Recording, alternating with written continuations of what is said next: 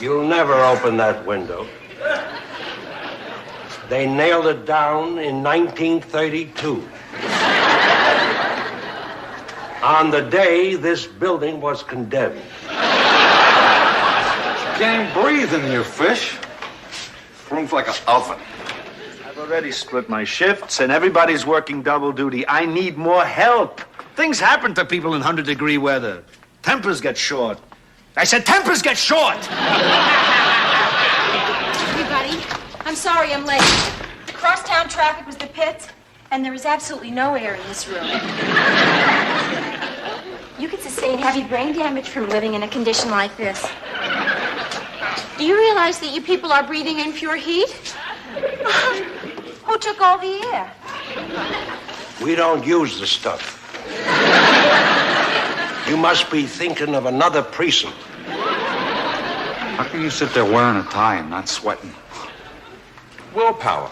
Don't you think it would be easy for me to sweat if I would let myself go? Well, you saying you don't have to sweat if you don't want to?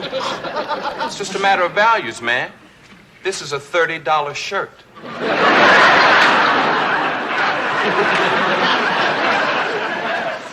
I wish I could do that. It would keep my hair from getting straight.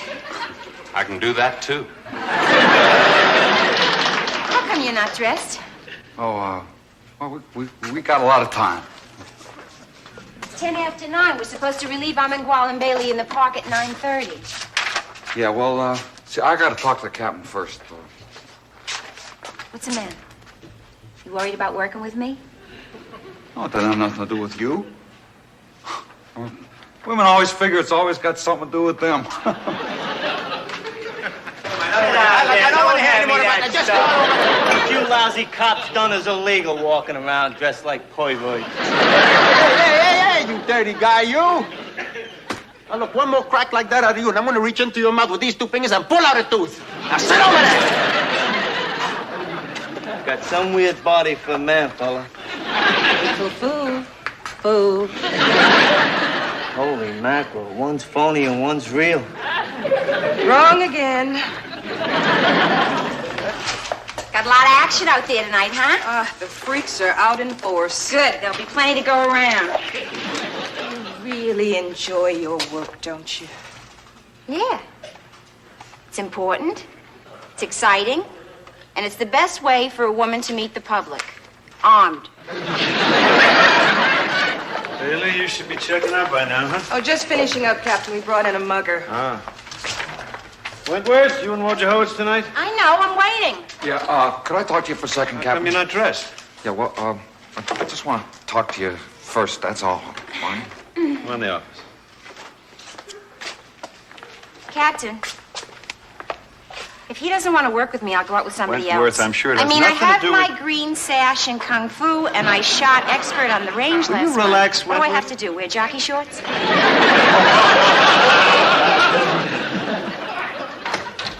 Okay, boys, girls, whatever. I don't want to hear no more complaints. Right away, you got luxury accommodations. Yeah. Enjoy. Hey, it can't be turned on. It's not doing anything. My very words to Bernice.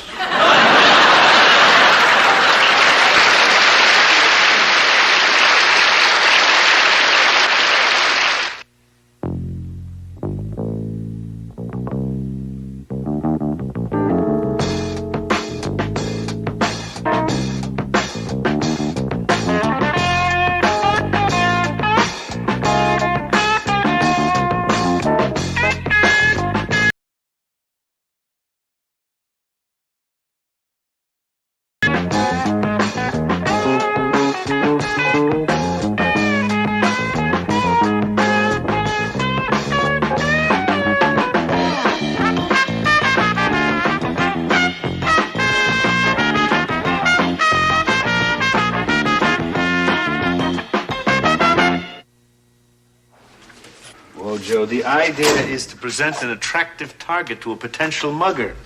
Well, I could wear my old Marine uniform. carry a purse? I just don't want to wear a dress. Wojo, it's just another assignment. Everybody's got to pull it. Well, Harris hasn't gone yet. Now, we all agreed Harris was going to go last, in deference to his mustache. Chano went this evening, didn't he? Yeah, but Chano likes that stuff. Hey, look at me. Secret Service, undercover. All that spy junk. Wojo, it's a proven, effective method. I don't know how to act like a woman. I mean, I don't know how to walk like a woman. I don't know how to sound like a woman. Do the best you can. Okay. But I ain't gonna be any good at it. Don't threaten me. Just give me your best shot. You know, I could have grown a mustache. What I get for being clean cut.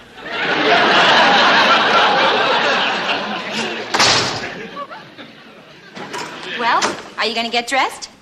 Yeah, sure. Of course I'm gonna get dressed. What are you going to wear? Who cares? I do. I have to be seen with you. Well, there's a red dress hanging in the locker, and a pair of white shoes, and a green pocket purse. You're going to look like the flag of Italy. Ho, ho, ho. Hey, man, come on now. You're gonna love it. A dress is cooler, man. No, my only mistake was wearing pantyhose, too. Hey, they got some wigs in the stock room. I ain't wearing no wig. You gonna go like that? With a crew cut? Well, a lot of women got short hair. Yeah, but they don't wear women's clothes. I wanted to go like this, but Barney wouldn't let me. Oh. Well, good night, gang. Good night. Keep the peace. Good night. All right, you, let's go. I'm taking you downstairs. You're going bye-bye. I should have known. Look at them legs. Excuse me, is this where they keep the detectives? Yes, ma'am. Oh, is that a black eye? Yeah. Is that a blue dress? Depends on the light. Hey, come on. Can I help you? Yeah, I want my husband arrested. He beat me up. For some special reason? Eat. Excuse me, ma'am. Did I hear you correctly? Did you say your husband beat you? Yeah. You want to see the rest of it? An elbow in the kidneys, a kick in the shins, a wrist burn, and to top it off, when he left, he threw my fish in the sink. You know, an animal like that should be put in jail. What do you think I'm doing here, lady? Getting my hair done? Sit down, I'll take you sit. Wentworth, you still here? Yeah, I'm still here. I'm still waiting for Wojo Howards, and if I don't get out of here soon, I'm going to ask you to take me off park detail and put me on that case. Who's she? Her husband beat her up. That's who she is. Heat. The heat. That bum better not try that with me. Wentworth. I wish everybody wouldn't take everything so personally around here. It's the heat.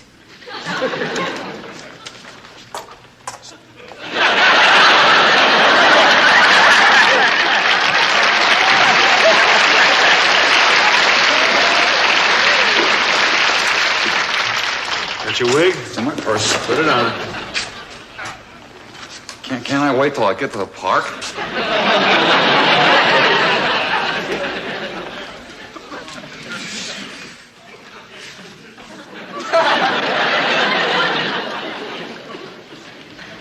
Looks nice.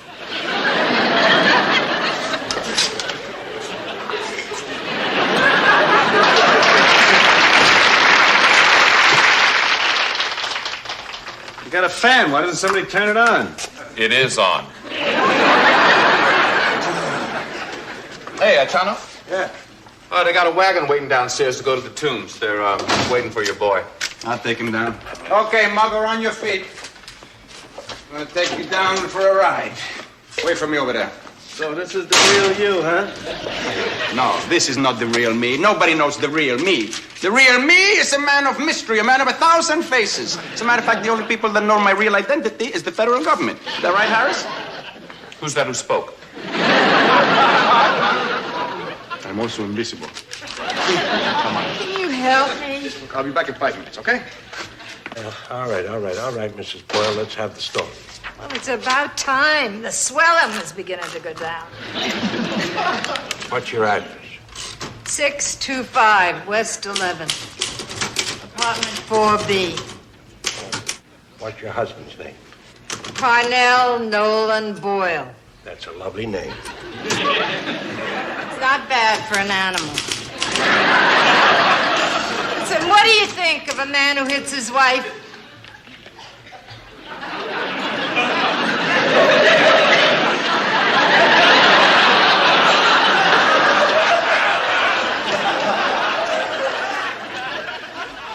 You only hurt the one you love. Wait to hear this. You're not going to believe it. We're not in the park 5 minutes. 5 minutes. We go past a big lamppost, and we go in the park, and we go in a very secluded, very dark area.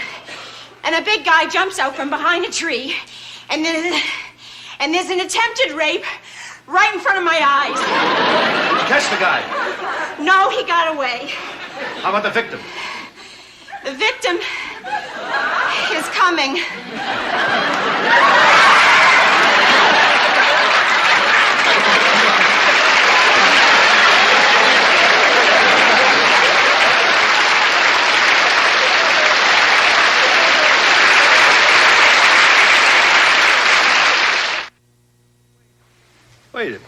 Wait a minute. You mean this guy jumped out from behind a tree and attacked you? Disgusting, ain't it? It don't even make any sense. Yeah. We're walking along together, side by side, okay? Okay. You don't have to draw him a picture. He gets the portrait. So anyway, I got knocked down. Yeah, right. You pushed her aside.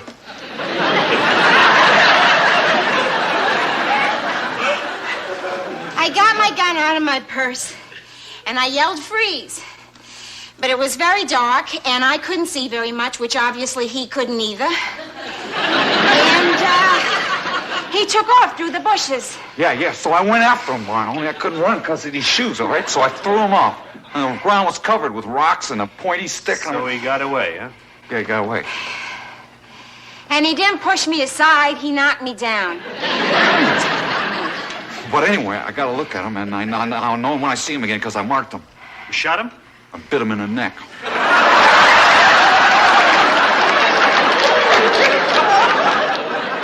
He probably got a big boot out of that. All right, what are we looking for?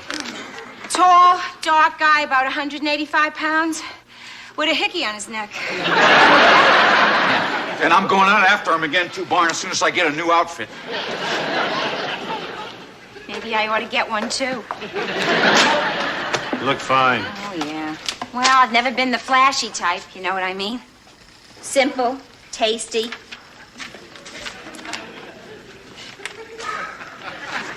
But you know, there comes a time when subtlety is for the birds. And if you're gonna appeal to the baser instincts, you might as well show all your bases, right? Right. You know, she's absolutely right. We're not human beings. We're sex objects. That's what I hear. Dear Mrs. Boyle, sign this. Yeah, now, what exactly is this? This is a complaint record charging your husband with assault and battery. Oh, perfect, because that's exactly what it was. Assault and battery. And filthy language. Sign that and we can make an arrest. To life, I'll sign it. Give me a pen. Yeah, that's good. Now, Barney, I'm going to pick up Mr. Boyle. She says he's either at his home or at one of the bars in the neighborhood. Okay, take Harris with you. Right. Okay. Let's just... Where's Wentworth? Okay. I'm ready. What'd you do to yourself? Listen, I'm going to give them what they want out there, okay? Wentworth, I know I speak for the entire department when I say we appreciate your enthusiasm. Yeah, but, it's a little bit brassy, ain't it? You ain't seen nothing yet. We'll see who gets pushed aside.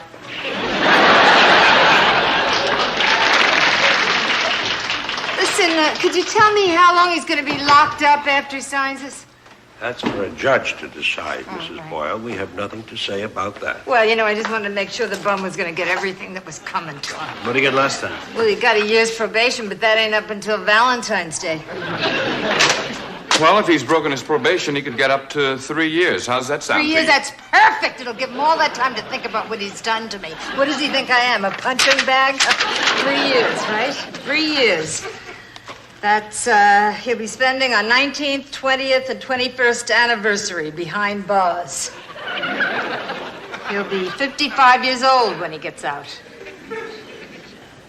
I'll be 51. Would you like to take some time to think this over, Mrs. Boyle? No, I don't have to think it over. Let him think it over. Let him think about all the wonderful times we had together. Walking in the snow.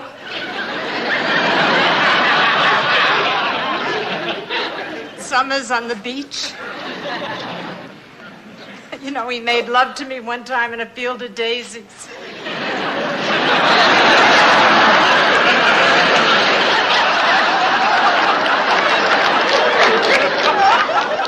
Married 16 years.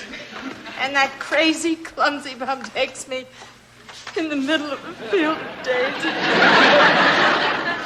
Such a clumsy fool, you know what I mean? Crazy, clumsy. Oh. Come on, Mrs.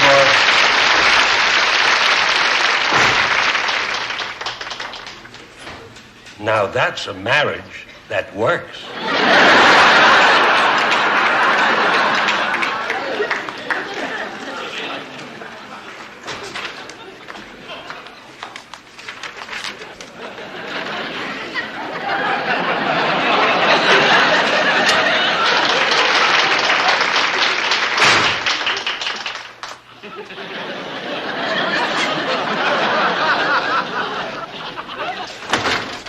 Yeah, sure, I know. You were just out for your midnight constitutional. Hey, man, I didn't do nothing. I was just talking to her. Uh-huh. Well, why don't you just sit down before I bend you in half?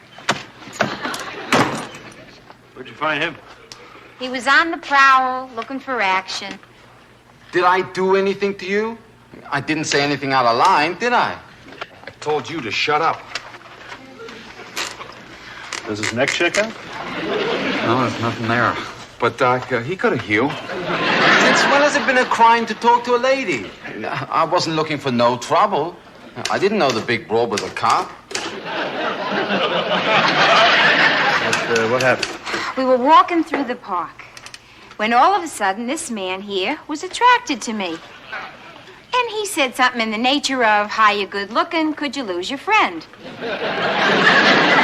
So, Detective Wojciechowicz slams the cuffs on him.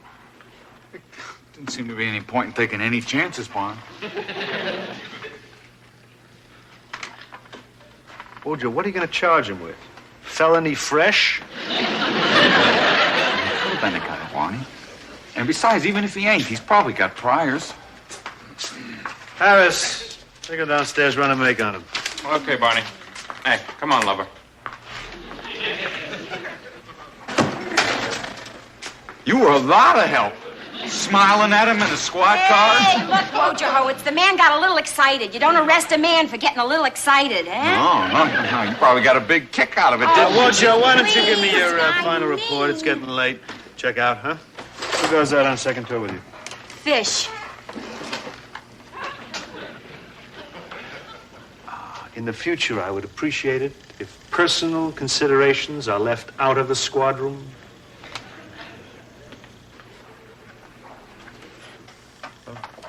There's no personal consideration.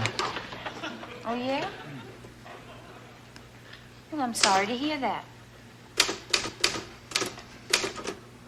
Frankly, I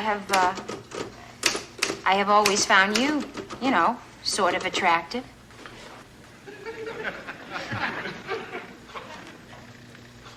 I thought you were just jealous. Jealous? No? Fat chance. Oh. I mean, I didn't say, I don't mean that I didn't notice you. I mean, I'll admit that you're a good cop. Listen, I'll take what I can get.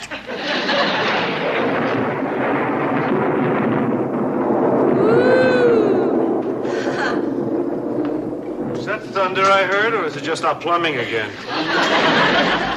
I guess that means we'll have double shifts for a while, huh? And park detail. Oh, yeah? How about that? Somebody better tell Fish it's raining.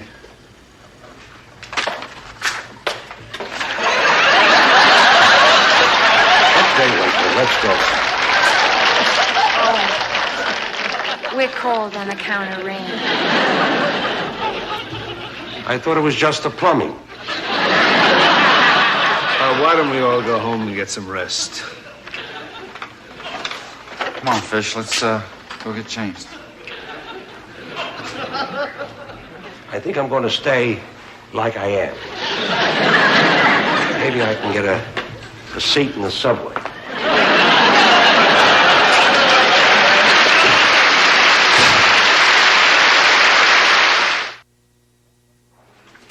Hey, what do you mean you can't? You're the Weather Bureau, aren't you?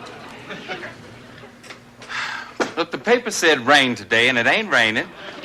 And it's 110 degrees out there. And I want a forecast, and I want it now. You can't. But all them bottles and cans you got spinning around up there? Yeah, well, you'd be worried, too, if you had a mustache, lady. Park details are on again. Get Wentworth on 8 to 4 and Bailey as a backup. Sure, boy.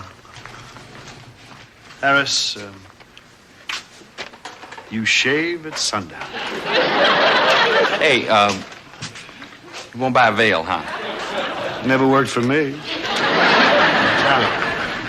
Chano, you owe me 3 supplementals and 2 auxiliary reports, and I gotta have them in duplicate, triplicate, quadruplicate. Right.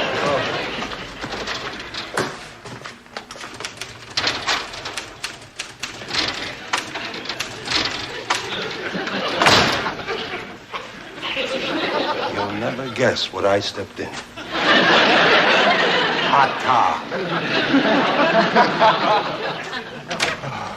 Good afternoon, gentlemen. I got a surprise for you. A new fan. Hey, that's fine. What do you think about that? In 1 minute, you're going to be in heaven. Wentworth. It's, Wojo, it's at the 12th precinct? Yeah, hi. Hey, you're on tonight from 8 to 4. Yeah. No, not with me, with Harris. No, I'm not trying to duck anything. If I'd been assigned to you, I'd have gone. Yeah, really. I'm just going off duty. Wait, hold on a second. I think we can work something out.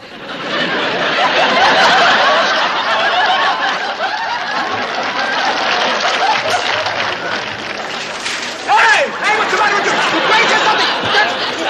Pero que es lo tuyo, chico, pero ¿qué cabeza usas? Mira, usa lo que es. Saca de mira. Oh, man.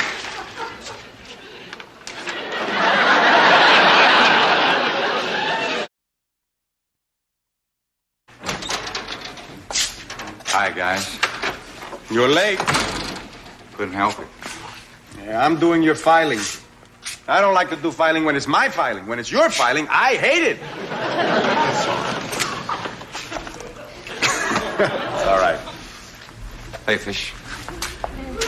Preparing for your thoughts. Save your money. Hey, Chano. Huh? What's with Fish? Oh, he's depressed. Because I'm late? No, because He says he's been on the force for 25 years, and he feels he hasn't got anything to show for it. That's crazy. Hey, you know, Fish, I really envy you. I mean, you got a steady job, you got a nice retirement plan, and you got a wife who's always going to be there.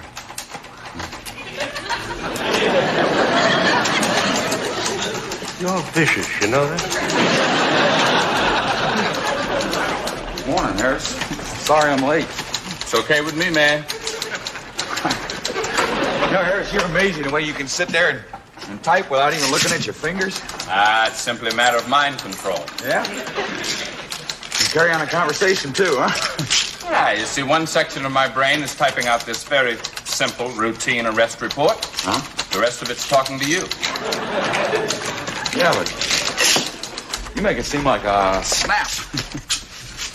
It's okay with me, man. It's simply a matter of mind control. One second. Oh, Wojo. Wonderful to see you again. Oh, yeah, I overslept a little. Didn't your alarm go off? Yeah, it went off, but I was in a different borough at the time.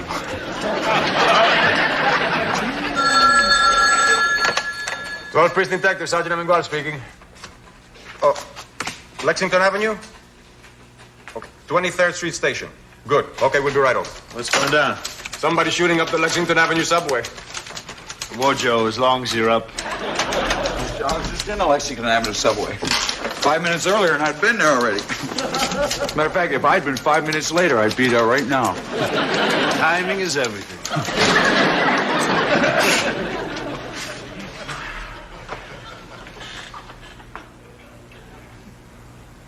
You know, I like it when it's all peaceful and quiet like this.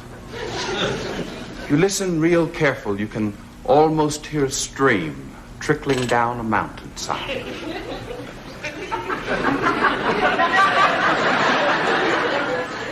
I forgot to jiggle the toilet.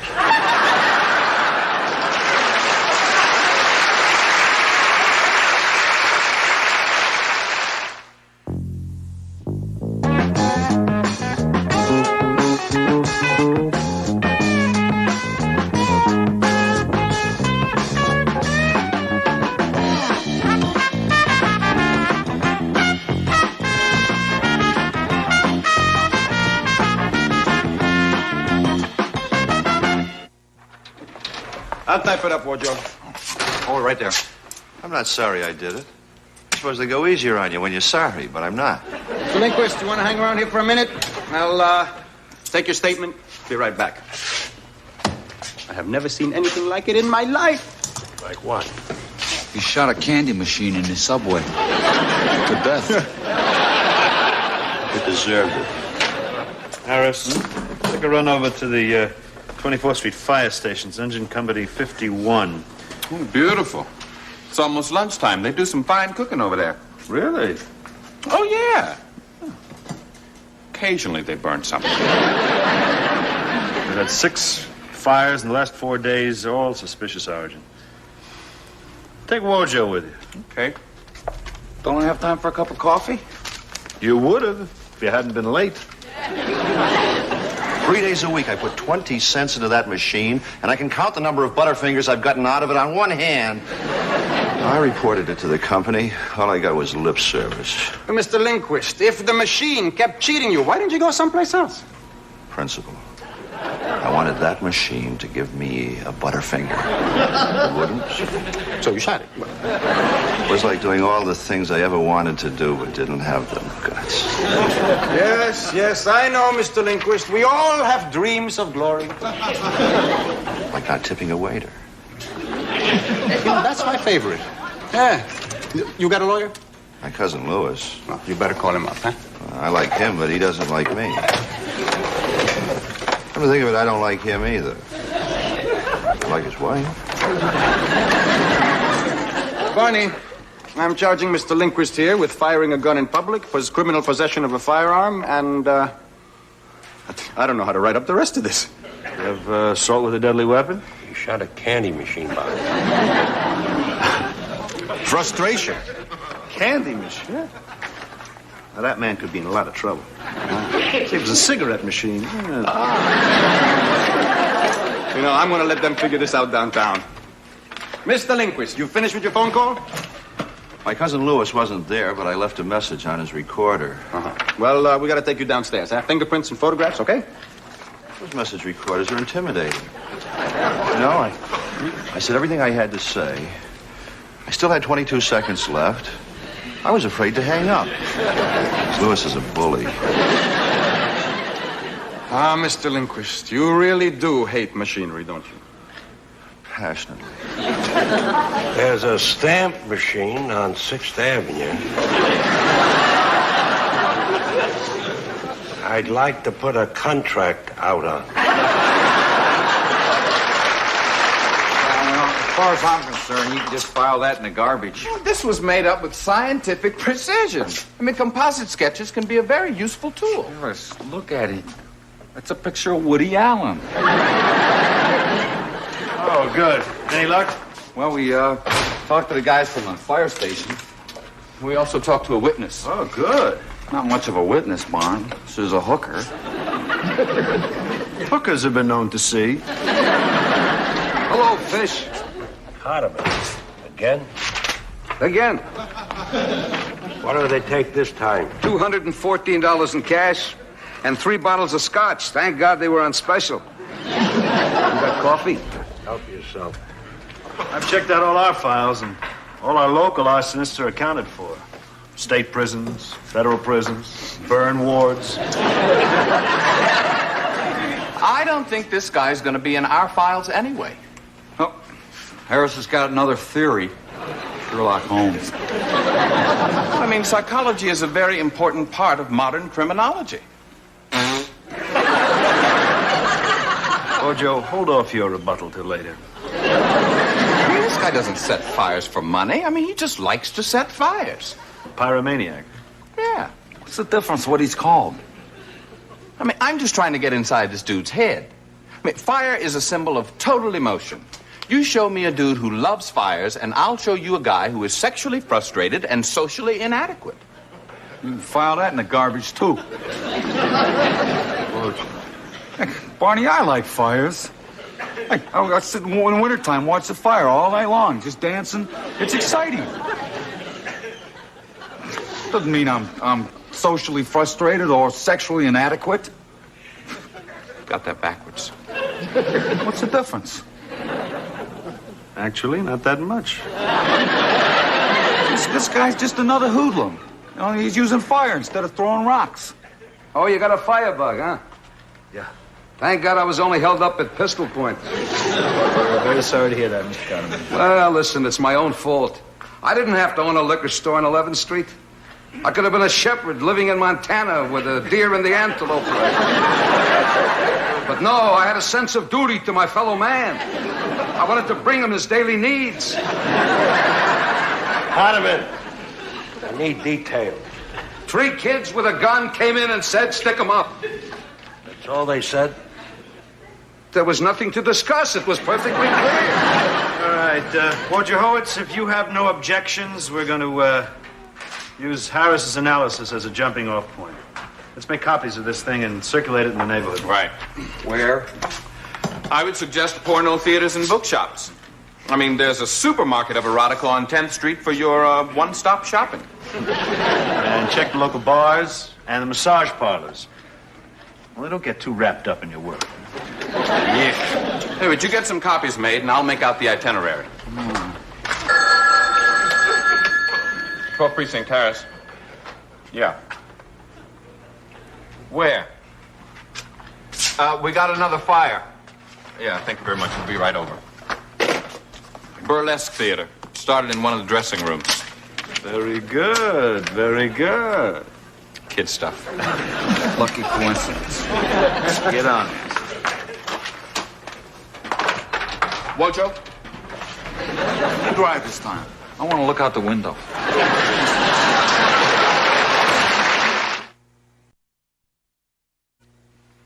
Tell the truth. You think I'll like it in prison? Not if they put you in the machine shop. Oh, Oh, that would be hell, wouldn't it?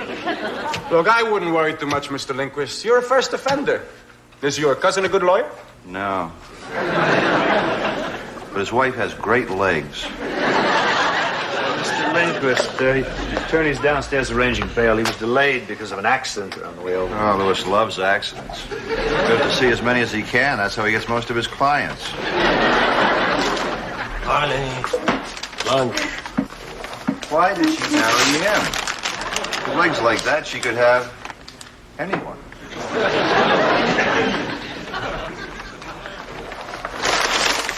Lindquist. Chicken on white, mayonnaise, right? Yeah, thanks. How much do I owe you? Do I offer money when I'm at your house? Royal Precinct Detective, Sergeant Amengual speaking. Thanks. Oh, yeah? Great. Yeah, thanks a lot. Hey, Barney, that was the dispatcher with some good news for a change. Seems Wojo and Harris are bringing in the suspect for that burlesque fire. Anybody hurt? No, nobody was in the theater. Box office opens at 6:30. Interesting. A firebug with a conscience. I'm Louis Lindquist, attorney for Francis Lindquist. Lindquist? Yeah, I've got release papers and bail ticket. Hello? Yep. Francis, for God's sake, what's the matter with you? Shooting up a subway. What were you, drunk or something? When are you ever going to grow up? The world doesn't owe you anything, you know. I realize there are things that I can't have, Lewis. However, I paid for that candy bar. You got a lot of principle, Francis. Yes. Who was it said a little principle in the wrong hands is a dangerous thing? I think it was Alan Ludden.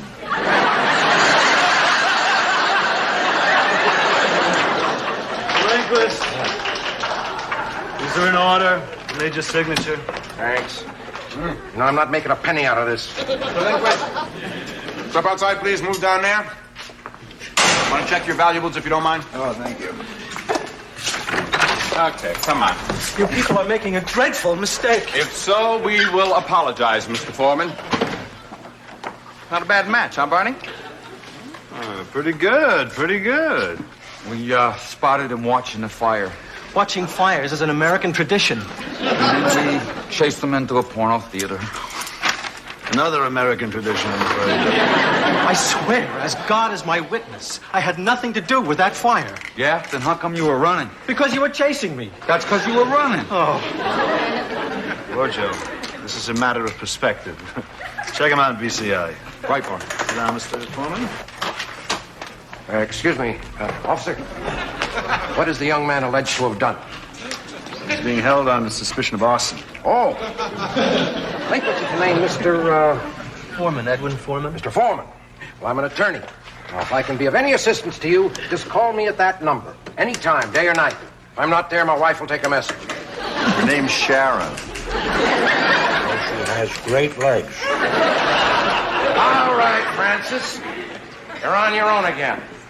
Now go on out there and conform, will you? I'll try, Lewis. And I can't give you a lift. I'm meeting a client. Well, that's okay. I'll take the subway.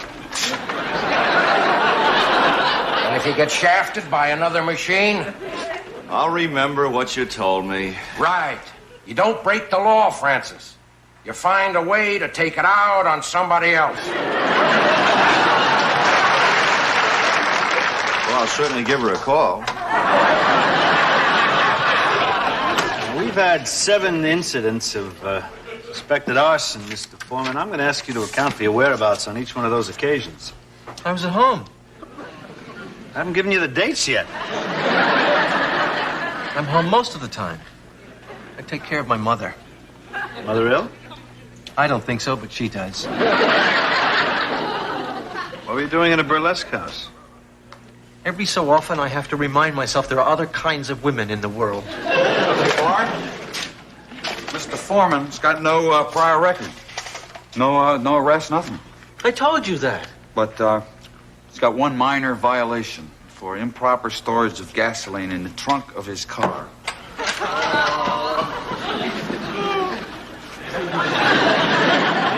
Get you some water?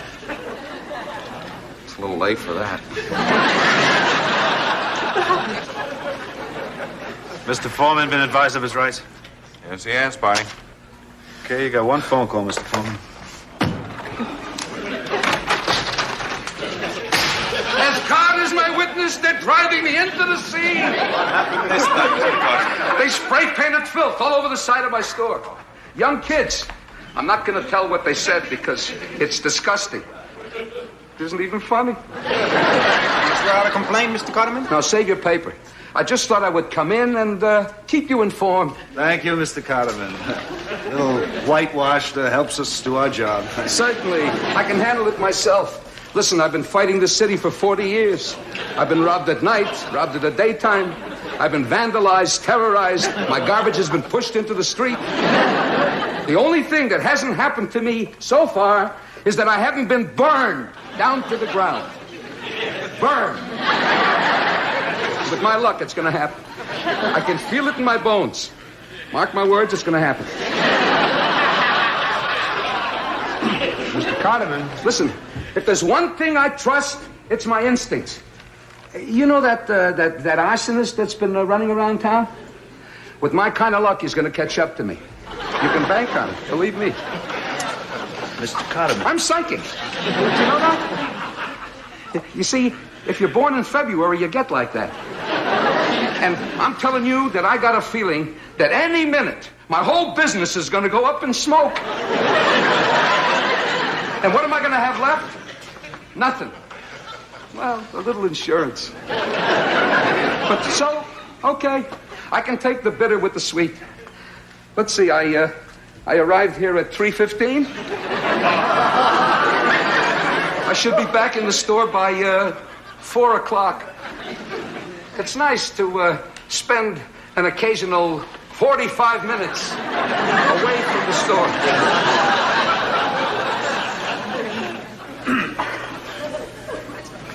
Mr. Cotterman, see that young man sitting over there talking on the telephone? So?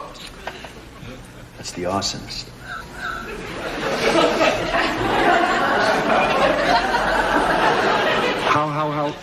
How long has he been here?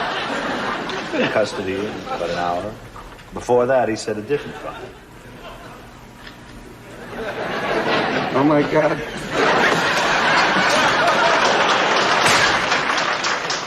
I'm under arrest.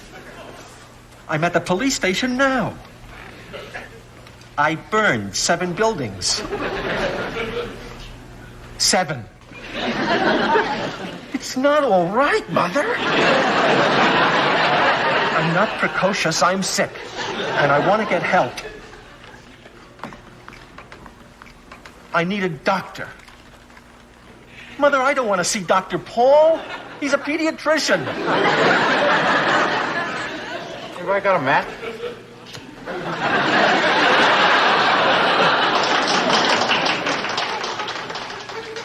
No, you can't. No, you can't go with me, Mother. She can't go with me, can she? Oh, no. Against the law. You can't. She can't. No, you can't come down. No, she can't. No.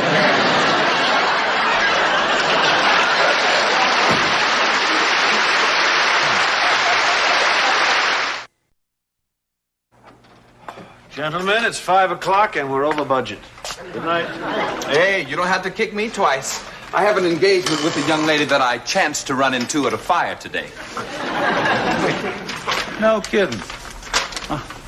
The one with the enormous personality? Tassels Taliaferro, the Wicked Witch of the West. Hey, you want to join me? She's got some friends. No, thanks. I got a date over in Queens. Does that mean you're going to be late again? Yeah, I guess so. Well, you two can dissipate if you want. I am going to jog 2 miles and then play an hour of handball. After that, have a little light dinner and go right to bed. Because a policeman has got to take proper care of his mind and body in order to be able to handle any emergency. Well, as long as you got nothing to do, you want to go with me? Is it an emergency? I told you, she's got some friends. Okay.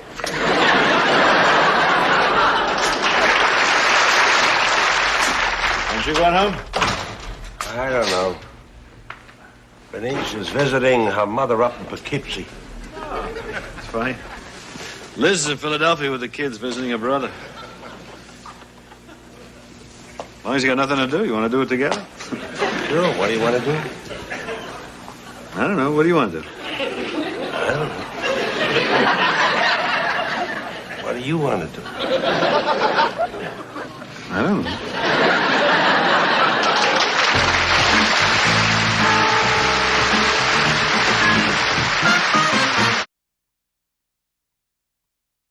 You make it easy on us, we'll make it easy on you. We need a little information, and then you get one phone call. Understand? I understand. Sit down! Okay, here's the story. I'm in a market, buying cream to go for the coffee over here, you know? Theater next door gets ripped off. Cashier's screaming, police, police. So I tear out of the market. And I go over there, and I immediately determine that the suspect has robbed the theater and made a getaway. So I go to the nearest phone, and the report at 10:32. I look across the street. I see a guy standing there, very uncomfortable, you know, suspicious. He sees me, takes off into an alley between the two buildings. So I drop what? Oh, no, go right ahead. Right, so I drop the phone, I grab my piece, I run across the street, I go, hey, police officer, freeze! He says, hey, don't shoot, I give up, right? What are we doing there, Lenny? I live there. Go on, Wentworth. What? What's wrong with your story? You arrested Mr. Kelso and... Wait, how do you know his name is Mr. Kelso? Leonard Kelso. He's well known to the New York Police Department. Oh, here's a repeater, eh? Oh. Among his crimes were the Brinks armed car robbery in Massachusetts, the Getty kidnapping, the murder of Albert Anastasia, the sinking of the Andrea Doria. Leonard B. Kelso alias B.L. Kelso alias Lenny the Confessor. 24 confessions, no convictions.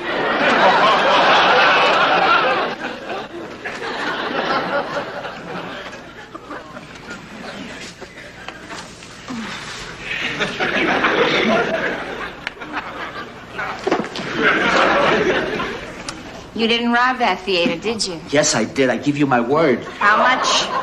How much did you get? $268. Wrong! 312. No, you are. Wentworth. You're a...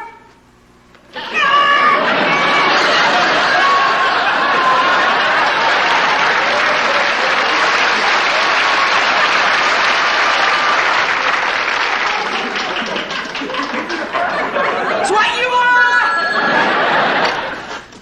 Well, praise some fish. Yes, ma'am.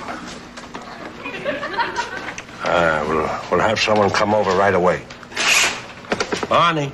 That was the assistant manager of the Hotel Greenwich. Oh, no. There's been another robbery in one of the rooms. You realize that's 6 robberies in that one hotel in the last 4 days? Somebody must be warming up for the Democratic Convention.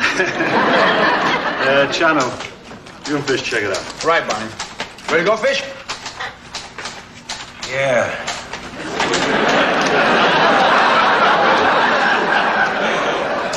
But business before pleasure.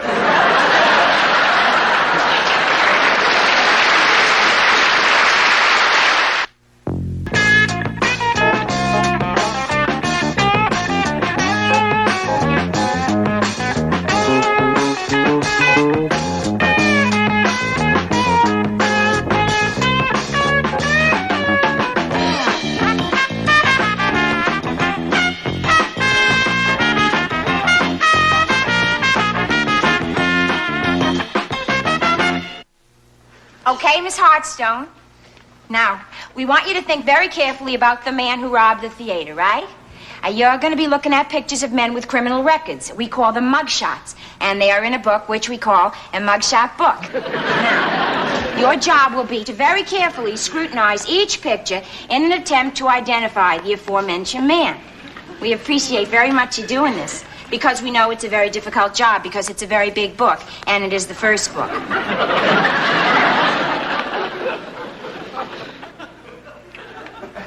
It's so funny. No, nothing. Huh? I just get a kick out of the way you work, you know? What's that supposed to mean? Oh, hey, it means I like your style. You know, the way you're always hustling around, getting everything down, catching all the details, moving in and out. Thanks. Well, you sure know how to take a compliment, don't you? Not when it's hiding an insult, I don't. There's no insult. Hey, if I want to insult you, I'll make a sarcastic remark about your hair.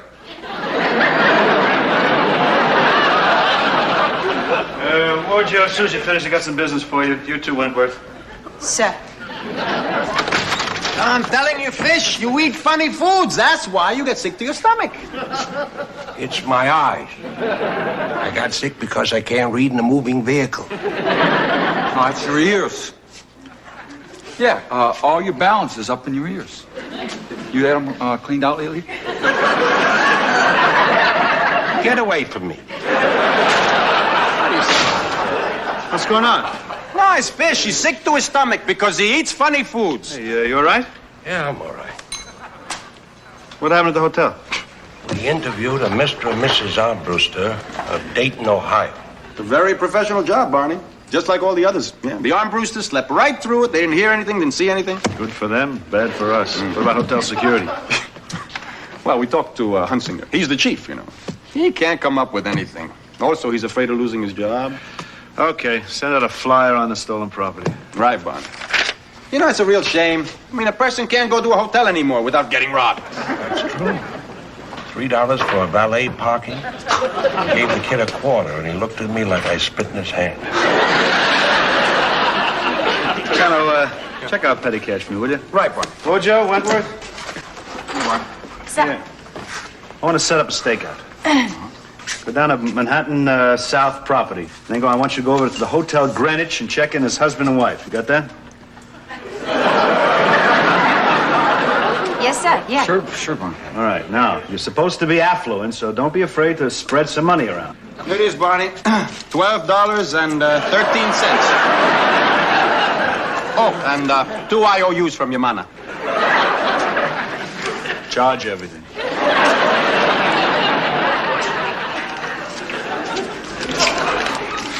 Think I have time to get my hair done? Boy, you never let up, do you?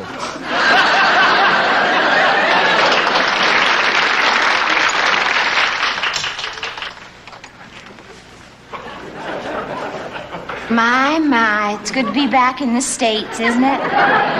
Yeah, greatest country in the world. Have you just come back from the continent? Yeah, we just came back from all of them. We have valet service from 8 to 10, and, room service ends at midnight. Oh, is that right? Well, I'll just go out and get your luggage, Mr. Wojnowicz. Wojciechowicz. You say it just the way it's spelled. Wojciechowicz.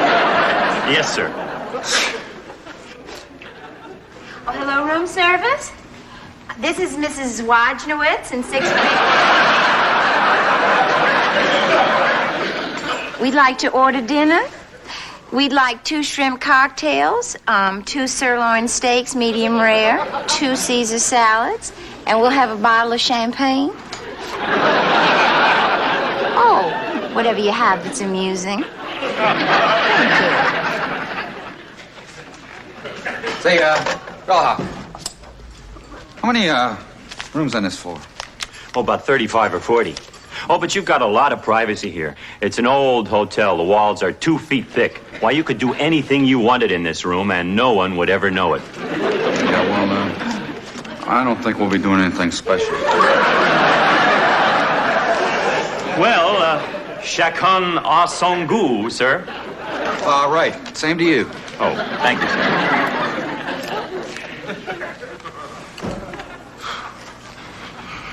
Yeah. Pretty fancy here, huh? Yeah. It's a nice change. Well, that's why I like being a cop, you know? You get to do stuff like this once in a while. Hey, how much you think that meal cost? Plenty. It's a good thing we're working. I would never be able to afford to take you to a nice place like this. Women don't take me places. Hey, look, I go to a hotel with a woman. I take her. She don't take me. Okay. Make it sound like a tug of war. Oh, yeah? So maybe I'm old-fashioned. Chacun a son goût. Great, that's what the bellhop said. That's right. He ought to know. It's French for whatever turns you on. Thought it had something to do with your health. It does. Look, I guess we ought to go downstairs and check out the hotel. I think we ought to unpack and make it look like we belong here. Yeah, right.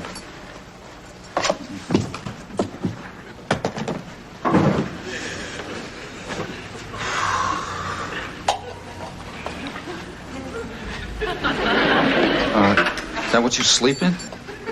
Yeah. What do you think? Should I put this under my pillow? I would if you're going to sleep in that. That's the nicest thing you ever said to me. Oh, yeah, well, you're all right. You're not so bad yourself. Guess either one of us could have ended up with fish, huh?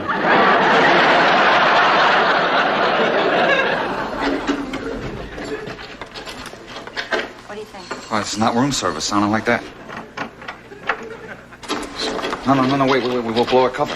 So what do we do? Just act natural.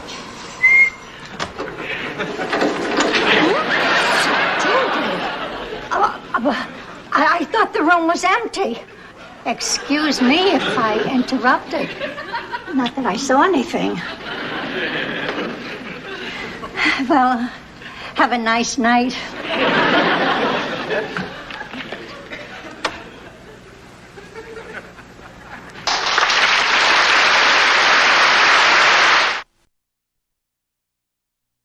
Yeah, okay, I'll tell him. Hey, Barney. That was Kogan. You know that security guy from the hotel, Hunsinger? He's on his way up with a suspect. Hunsinger? Yeah. What happened to Wentworth and Wojo? Your guess is as good as mine. Call the hotel. Find him. Right. Get in there, punk. Look, you don't have to shove. Shut up! You're in enough trouble already. For what? We didn't do anything. Wait a minute. I'm Captain Miller, Mr. Hunsinger. What is it? Third-degree rape. Caught him in the hotel with a 17-year-old broad. Do not call her a broad. Her name is Shirley Webster, and she lives at 713 West 24th Street.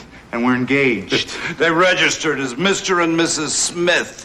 You got no imagination, kid. What's your name? Howard Smith. Okay, so his name's Smith. He was still shacking up with a minor. We weren't shacking up. We had a rendezvous. Where's the girl? I turned her over to the youth authority. Look, we've been going together for over a year. Now, we both live at home and we both go to school. So we're not Mr. and Mrs. Smith yet, but we will be. And we love each other. We just want a little privacy. What's the matter with the back seat of a car? Mr. Hunsinger. Charlie. Mr. Hunsinger. What do you really got on him? They registered, didn't they? Yeah, but we didn't do anything. Shut up. I let myself into the room adjoining theirs. I watched them through the door. You know, Mr. Hunsinger, what you do for a living, we arrest people for that. They came busting into the room. The punk threw something at me. It was my wallet. Well, that's what he wanted. You ever been arrested before? Never. Mr. Hunsinger, can I speak to you in my office? Fish, run a check on the kid and give me a preliminary report. Hey, make sure my name is on that report.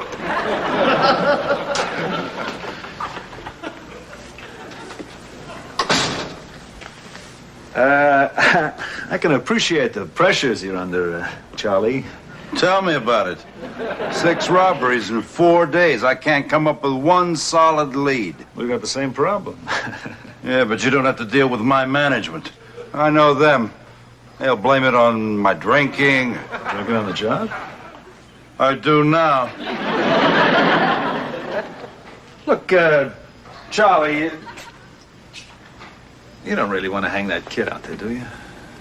Was it okay with you what they done? Oh, of course not. Of course not. It's not okay with... I got a 17-year-old daughter myself, who I hope has enough sense to stay out of hotels. Particularly yours. Talking about the punishment fitting the crime. Hey, I'm no judge. Neither are you. 3rd-degree rape? That's pretty rough. Come on, don't give me that. You know the law. So do I. I was a cop, too, once. Like you. 19 years. Till they pulled the rug out from under me. What happened? Nothing. Well, little of this, little of that. But nothing that everybody else wasn't doing. Baby, if I'd wanted to spill my guts to the Knapp Commission, that movie would have been called Huntsinger, not Serpico. Yeah. Barney, Wojo and Wentworth are back from the hotel. They got a collar. We caught her, Barney, red-handed. Yeah, no wonder the city's broke. Cops living in such a fancy hotel. Hey, that's Wilson, one of our maids. No more I ain't. I quit. Wait till you hear this. You want to tell him? You want me to? Well, We left our room, pretended to go downstairs to the bar for a drink. We went 1 floor, got off, walked up the stairs to stake out the hall. So we see her Going into the room and waiting to see what she does. Wallets, necklaces, watches, rings, an ashtray. Well, everybody takes those. Yeah, that's the way she works, Barn. She goes into the room, she puts all the stuff into the bag, you know, and then she just splits. Well, you really have been cleaning up. Look at Wentworth. Well, the ironical part is that I got into this business in the first place because I hated housework. Got anything yet on him, Fisher? All right, now look, Howard. We're checking up on everything you told us, and if it's the truth, I'm going to try and get a break for you. But look, if you're going to play the game, at least learn the rules. And in addition to all the other normal instincts you're expressing, leave a little room for discretion. You're going to wind up behind bars. Listen to what the captain says, son. I wish someone had threatened me when I was young. Where do you go to school? Juilliard. Juilliard? I got a daughter who goes to Juilliard. No kidding. Rachel Miller, you happen to know her? No, sir. Thanks, I appreciate it. Hunsinger. Hunsinger, I want to make a deal. What kind of a deal? The kid for the maid. What do you want the short end? You got children? No. I got a cat. Hunsinger, take the deal. The hotel will kiss you for it. The maid's not your caller. Those two are not going to give her up. I have a very good relationship with my people. What do you say? You got a deal? It's a deal. Oh, Joe, Wentworth, Sir. can I talk to you in my office? Sure. Excuse me?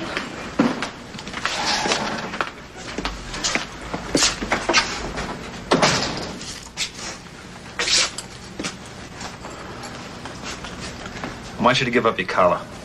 Hey, no. I want to give it to Hunsinger, the head of security of that hotel. What for? What are you Dropping a 3rd-degree rape charge against that. You want to drop a rate? I don't believe Not it. what it sounds like. Hunsinger's afraid of losing his job, and he's leaning heavy on the kid.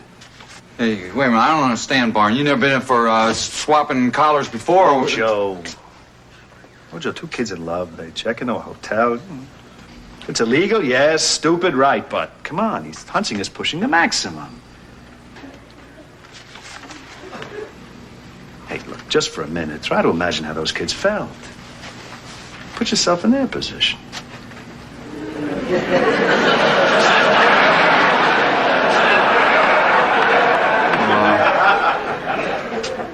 Sure wish you wouldn't put it like that, Barney. Come on, what do you say? Listen, a collar's a collar. And a rose is a rose. And tomorrow's another day. And what the hell?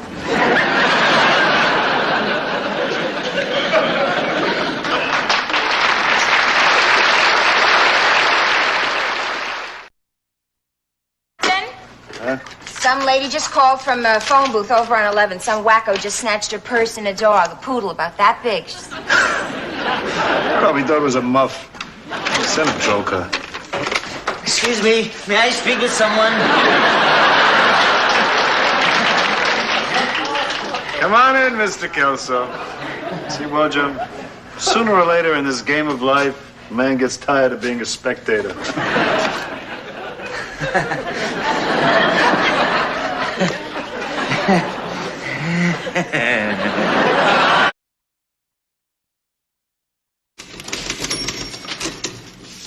Hey, wait, hold it. Stop thief. Somebody stole my words. Look at that. Man, I've been typing for 15 minutes and there's not one letter on this page. I think your ribbon died. What are you talking about? It was fine when I got here this morning. Yeah, well, sometimes they go fast, you know, just like that. Tension.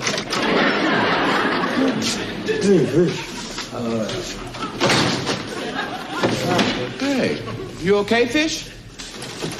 Yeah, I'm just sick and tired of violence on television. Wow, Fish, I didn't know you even stayed up that late. They showed a movie last night where they made old people into crackers and fed them to young people. Hey, wow. I mean, it was just a movie. Yeah, but the way they explained it, it made a lot of sense. It was depressing. Paychecks. Hey, we lucked out again. Well, Joe, Harris. Thank you. Hey, Barney, you think you could okay a requisition for a new typewriter ribbon? You're out of luck. They turned me down for soap. Wish I'd known that before. You got your paycheck. Thanks. All I gotta do now is find a place that'll cash it for me. Don't press your luck. Hey, boy. You all right? Didn't sleep too good. Nightmares.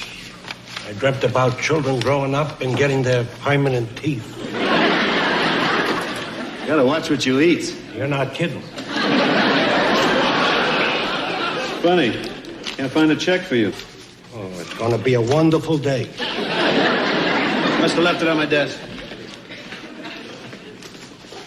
Hey, Fish, if they don't pay you, don't do any typing, huh? They gotta pay me. The government is depending on me for support. Maybe after they took their share, there wasn't any left for you. Well, they usually give me a stub anyway. Understand this, Fish. Can't find a check. I'll have to call payroll. Let me do it. I've had dealings with these people before. You gotta be tough with them. Scare them a little.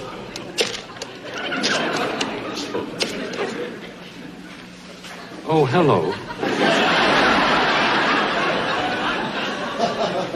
This is Sergeant Fish at the 12th Precinct. You certainly scared me. The coffee's a funny color. It's maroon. How'd it get to be maroon? It's the color spectrum. You mix brown coffee with yellow water, and you got maroon. Why is it fizzing? It's the air sneaking out of the cracks out of the cup. I beg your pardon, but that can't be. I am Sergeant Philip K. Fish. But your records must be wrong. Lady, who are you going to listen to? Me or your computer? Doesn't look good. You won't believe this, but according to their records, I'm deceased. It's probably a mistake.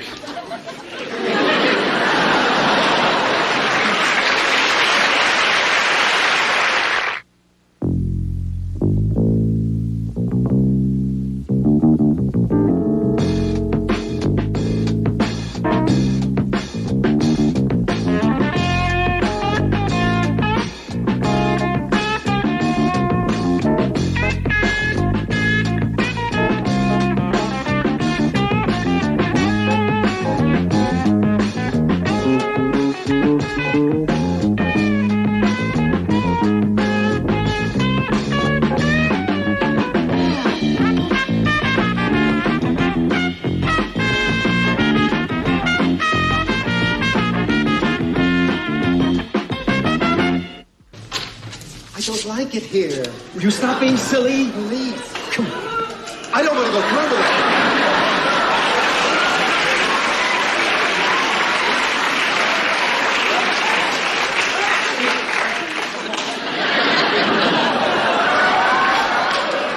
This is enemy territory. Don't be ridiculous. These are my friends. Oh, hello, Marty. What can we do for you today? Captain, this is my friend Darryl Driscoll. Darryl, this is Captain Barney Miller. How are you? I feel threatened. Darryl has a problem. No kidding.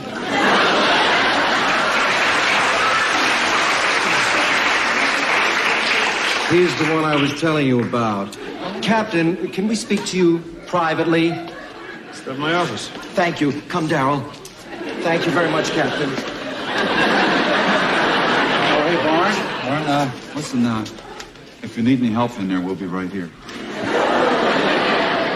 Thanks, Woj. Knowing that, I can face anything. Well, those guys make me nervous. Well, it takes all kinds to make a world. That's why we're not all Chinese.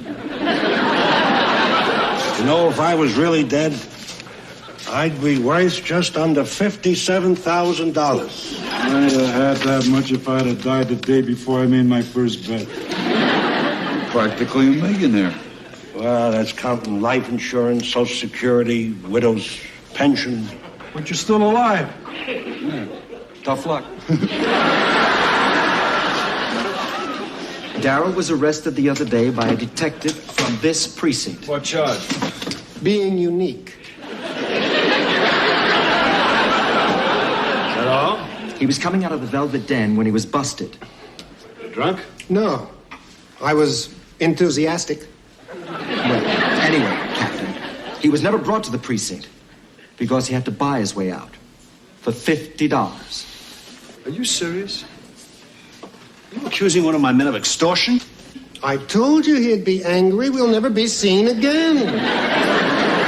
Look, Mr. Driscoll, if you got hustled, I guarantee it was nobody from this precinct. All I know is he showed me his badge, he said he was from this precinct, and he gave me a choice. Either pay through the nose or bleed through it. All right, what did he look like? He was ugly. Tall ugly or short ugly? When you're ugly, what's the difference? He was a few inches shorter than I am. About 5'11"? No, about 6'3". I was wearing my platforms. Just to clear the air, I want you to take a look at every man in this squad. Go on outside. 96, 97, okay. Hold it, Wojak. Mr. Driscoll, this is Detective Sergeant Wojciechowicz. Have you ever seen him before? I haven't had the pleasure.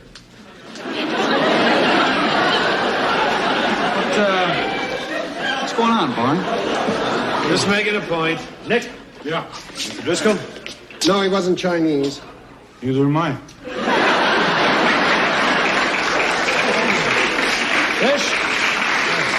Fish, would you mind standing up, letting Mr. Driscoll take a look at you? Sure. Dr. Driscoll, how are you? He's not a doctor. And what does he want to take a look at me for? Him I would remember. Was he black? No. Did he have an accent? No. Okay, that takes care of Chano and Harris. Wojo, some joker running around playing detective, shaking down gay bars. Check out the MO, see if you can come up with something. All right, Barn. Driscoll, I'm going to show you pictures of all the personnel attached to this precinct, uniformed and detectives. I want you to go through them and see if there's anybody you recognize. Just sit right here. Well, thank you. All the personnel records, I want Mr. Driscoll to go through them. I'll be back in a few minutes. You look exactly like Boris Karloff.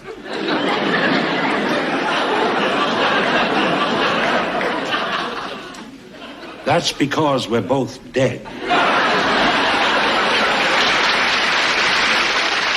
Okay, Chano, let's get him booked. Really, I feel embarrassed. Oh, come on, Mr. Buckles, please. There's no reason to feel embarrassed. These are very emotional times we're living in. Now, empty your pockets, please. But I wasn't going to jump, I tell you. Then why did you climb up on top of the Washington Arch, Mr. Buckholz? Because it's there.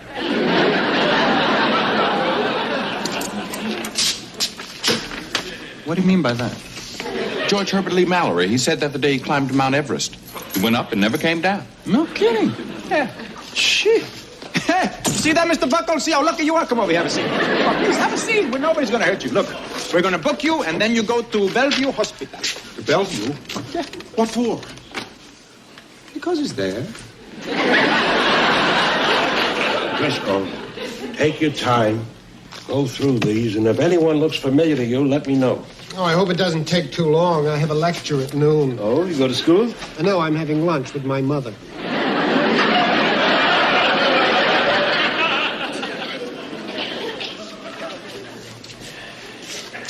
I need an hour off. Personnel says they can't give me my check till I come downtown. Okay, go ahead. I have to prove I'm alive. And that's not going to be easy. Hey, Barney. We've got a Mr. Arthur Buchholz who demands to speak to someone who's in authority. Is this the attempted suicide in the park? Yeah, he says it's all a complete misunderstanding. He never intended to jump. What was he doing up on top of Washington Arch? I don't know. Maybe he's trying to get even with the pigeons. Mr. Buchholz, you want to talk to me? I'm Captain Miller. Captain, yes. I'm terribly sorry to trouble you at all, but this is all so unnecessary. Couldn't we just forget that it all happened? I'm afraid we can't do that, Mr. Buchholz. You see, regardless of your intention, what you did was against the law. Address, please, Mr. Buchholz. Gramercy Apartments, 212 West 11th. Now, those are very nice apartments. Captain, really, there's no necessity to send me to the hospital. Have you contacted your family yet? I don't have a family. You're not married? No, I'm divorced. Oh, that's a shame. It's amicable. We're very good friends. You live alone, Mr. Buchholz? Of course I live alone. What do you think I am?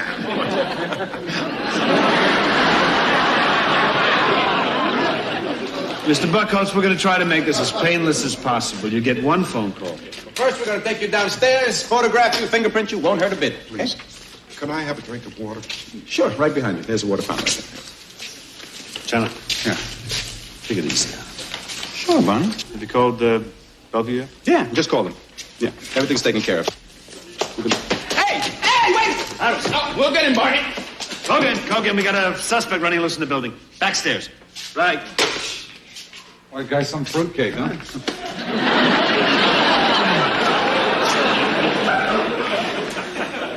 No offense.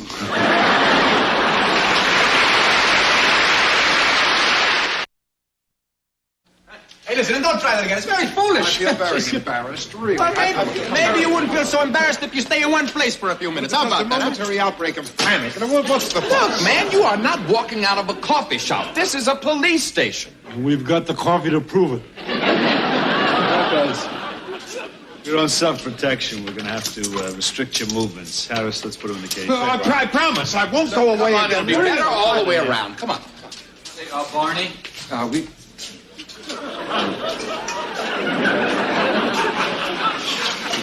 Manhattan South is checking out the Hustler. Good.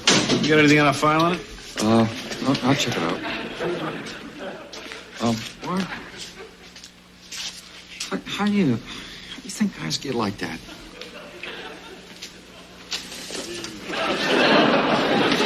Who knows? Could be anything. Some small psychological phenomena is ticked off by anything. Diet? Possible. Yeah. I try to keep a good eye on my starches.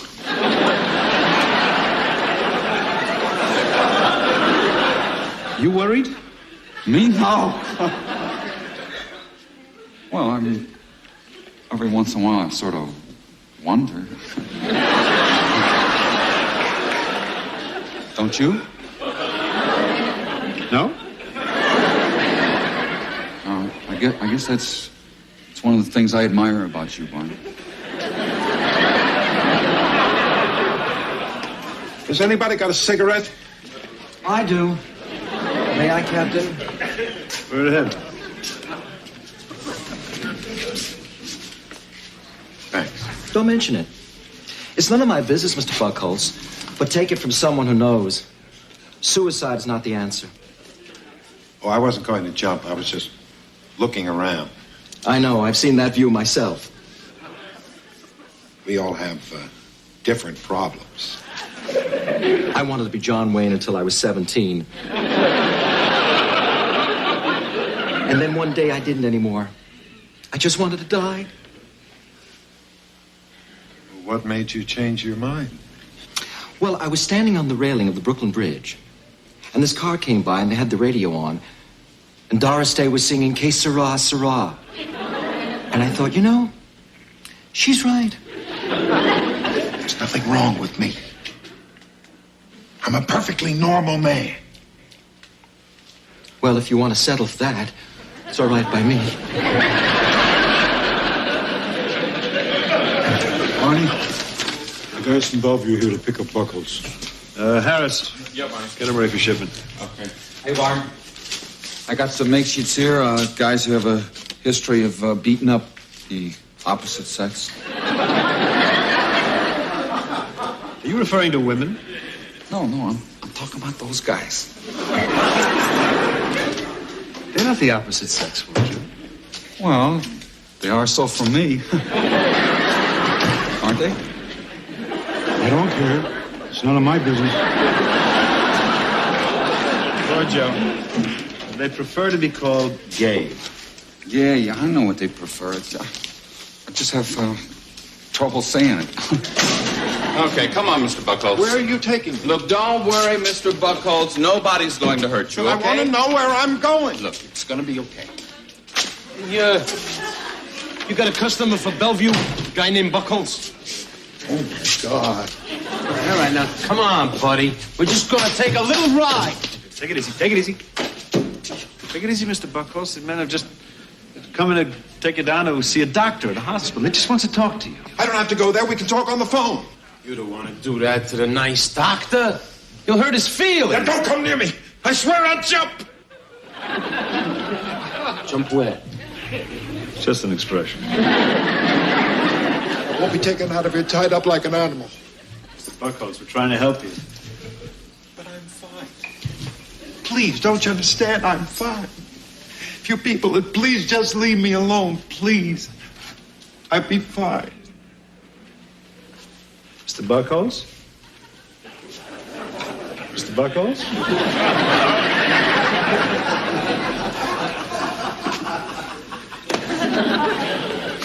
Go get him, Alan.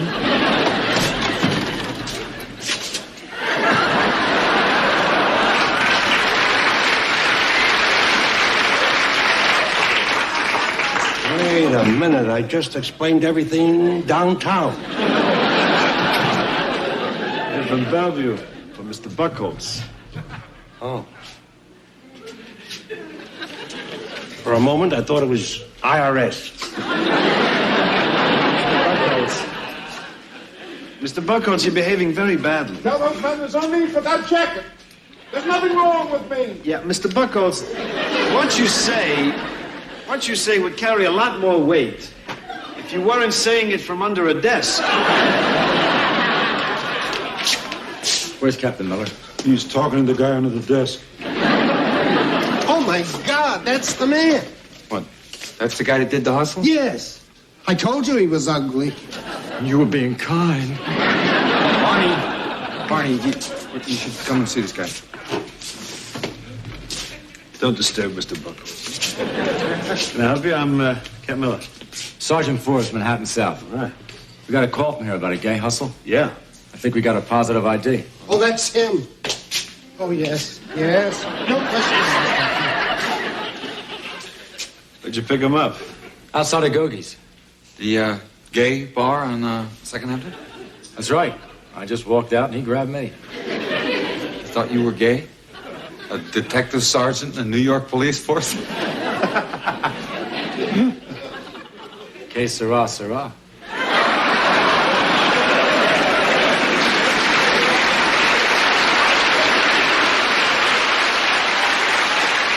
Captain, could I use your witness for this collar? Yes, certainly. Mr. Driscoll, would you go with Sergeant Forbes? It would be my pleasure. I told you they were human.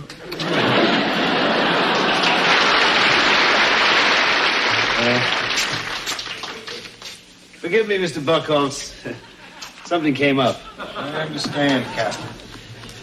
You know, Mr. Buckholz, I'm not an expert on these matters, but it appears to me you're not really getting any answers under there. So what would you suggest we do? What I suggest? Yeah. I suggest that I be allowed to walk out of here with some dignity. Now that makes sense. You can put that away, Mr. Buckholz, doesn't he, Dan?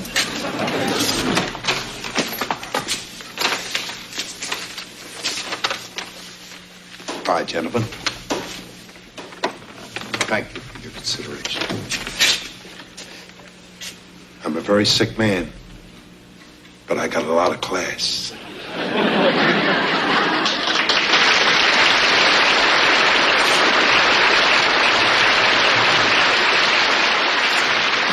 Man, you know, that dude is really in bad shape. I wonder what finally shook him loose. He's probably gambling. No, man, money doesn't do that. It's injustice that drives a man insane. He's just getting old. Yeah, it's more complicated than that, don't you think, Barney? Sure. Fear, guilt. Man's beating himself for something he did. When the gods would destroy, they first make man. Ah, that's beautiful. Who said that? Henry Wadsworth Longfellow. Harris, how do you know all these things? Man, when I was a kid, I stole books. Echoes of the Gavel, Tales from the Bench. Chapter 1, The Weight of 17 Years. 17 years is not just a measure of time, it is an era. For April Johnson, 17 years was the rhythm of her heart walking on for pause. His name was Ice. He was a Jack Russell Terrier mixed with a Schnauzer, a 40-pound bundle of weary gray and light fur that had slowly faded into the frosted white of old age. He had been with April through the shifting seasons of her life, a silent, steadfast witness to her joys and a sponge for her tears. But on a damp, gray Friday in April, the rhythm stopped. April sat on the worn linoleum of her kitchen floor, cradling Ice's stiffening body in her lap. The house was suffocatingly quiet. There was no click-clack of nails on the hardwood, no raspy breaths from the dog bed in the corner, just a profound, crushing void. "My baby," she whispered, her voice cracking, rocking back and forth, "my sweet boy." She knew this day was coming. Ice had been sick, his senior body failing him day by day. But knowing the storm is coming never truly prepares you for the devastation of the wreckage. April reached for her phone with trembling hands. She had a plan for this. She had always promised Ice he would be cremated, placed in a beautiful urn, and kept on the mantel where the morning sun hit. She dialed the number for Faithful Friends cremation service. "I'm so sorry for your loss, ma'am," the compassionate voice on the other end said. "Unfortunately, because it is Friday afternoon, our drivers are already off duty for the weekend. We cannot perform a home pickup until Monday." Panic spiked in April's chest. "Monday? But I can't keep him here until Monday. What do I do?" "You can take him to an emergency veterinary center," the representative advised. "They have facilities to hold the remains over the weekend, and our driver can pick him up from there on Monday morning." April hung up. the reality of the situation bearing down on her. She couldn't lift ice. At 40 pounds of dead weight, he was too heavy for her frail arms to carry to a car she didn't even have access to at the moment. She needed a favor, a big one. She scrolled through her contacts, her eyes blurring with tears, until she landed on Joel Clocky.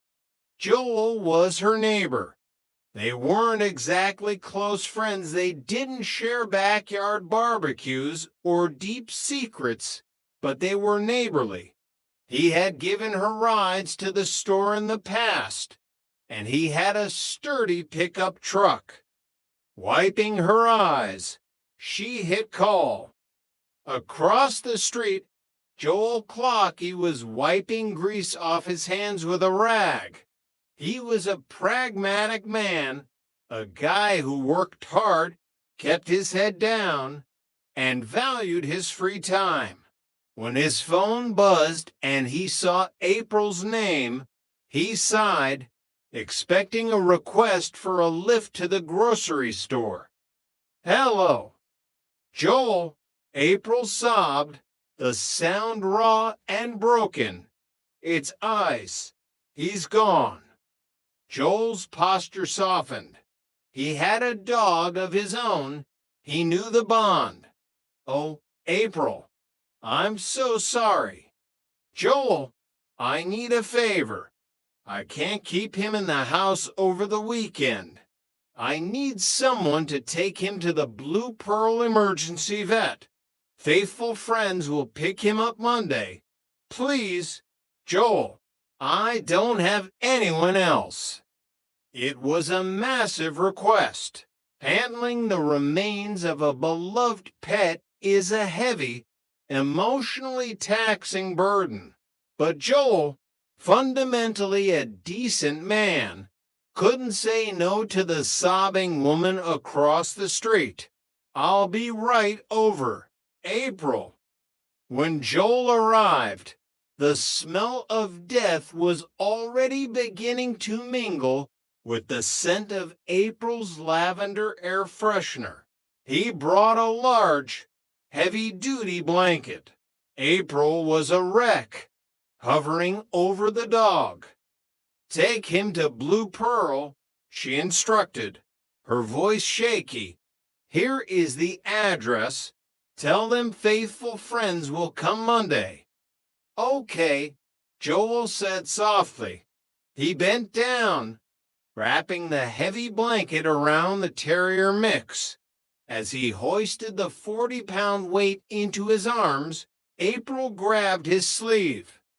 "Wait, before they take him, I want his collar and a piece of his hair, please." Joel nodded. "I'll get it."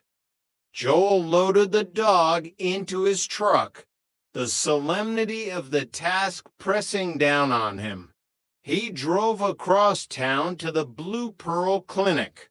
The waiting room was bright, sterile, and buzzing with the chaotic energy of emergency vet medicine. Joel waited his turn, then approached the receptionist. "I need to drop off a deceased animal," Joel explained, keeping his voice low. The owner arranged for faithful friends to pick him up on Monday. The receptionist typed rapidly on her keyboard. "All right, we can hold him in cold storage because he was dead on arrival, and we are acting as a holding facility for a private cremation where the owner keeps the ashes. The fee must be paid in full upfront. It will be $532.25. Or, if it's just a communal cremation holding, it's $175. Which did she want?" Joel froze. "She didn't give me any money. She just said drop him off." "I'm sorry, sir. We cannot accept the remains without payment. Joel stepped outside into the chilly April air, pulling out his phone. He dialed April's number. It rang to voicemail. He called again. Voicemail. He stood by his truck, looking at the bundle in the back. He was a working man. He didn't have $500 or even $175 to front for a neighbor's dog. He waited for 30 minutes. He called 3 more times. Nothing. April, consumed by grief and medication to calm her nerves, was fast asleep, her phone silenced. Joel ran a hand through his hair. He couldn't leave the dog in his truck all weekend. He couldn't bring it back to April's house. It would destroy her. He had to make a command decision. He climbed back into the truck and drove. 3 miles away lay a sprawling local park, bordered by dens, quiet woods. Joel parked his truck near the tree line. He reached into the bed, pulled out the dog's collar, and clipped a small tuft of the weary gray hair, placing them carefully into a Ziploc bag he found in his glove box. Then he grabbed a shovel from his truck bed. For an hour, Joel Clocky sweated in the damp woods. He dug a deep, respectful grave beneath the roots of an old oak tree. It was hard labor, but he did it with a strange sense of reverence. He gently placed the blanket-trapped dog into the earth and covered him up, patting the dirt flat. He's in a better place, Joel thought. It's a good spot. 2 days later, the storm broke. April had finally called Blue Pearl to confirm the pickup, only to be told they had no record of a dog named Ice. Frantic, she called Joel. When he explained what had happened, the fee, the unanswered calls, the burial in the park, April's grief mutated into a blinding, white-hot rage. You buried my child in the dirt, she screamed into the phone.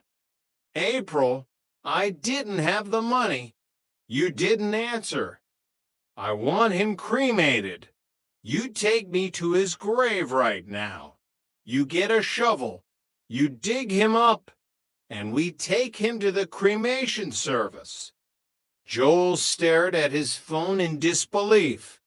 The exhaustion of the favor, the physical toll of digging the grave, and the sheer audacity of the demand snapped his patience. I am not digging up a dead dog. April, you're acting crazy. He hung up. In her living room, April clutched the Ziploc bag containing Ice's collar and hair, the only things Joel had successfully brought back. Her heart felt like it had been shredded. She didn't see a neighbor who had tried his best in a bad situation. She saw a man who had discarded her child in a nameless field. I'll sue him, she whispered to the empty room. I'll make him pay. Chapter 2. The Midnight Drift. Across town, in a sleeker, more modern part of the city, Daniel Drust sat in his gleaming Tesla, tapping his fingers against the steering wheel. Daniel was a man who liked order, success, and the finer things in life, but he also had a soft spot, one that occasionally blurred his better judgment. A year prior, Daniel had met Timothy DeHorst on a dating app.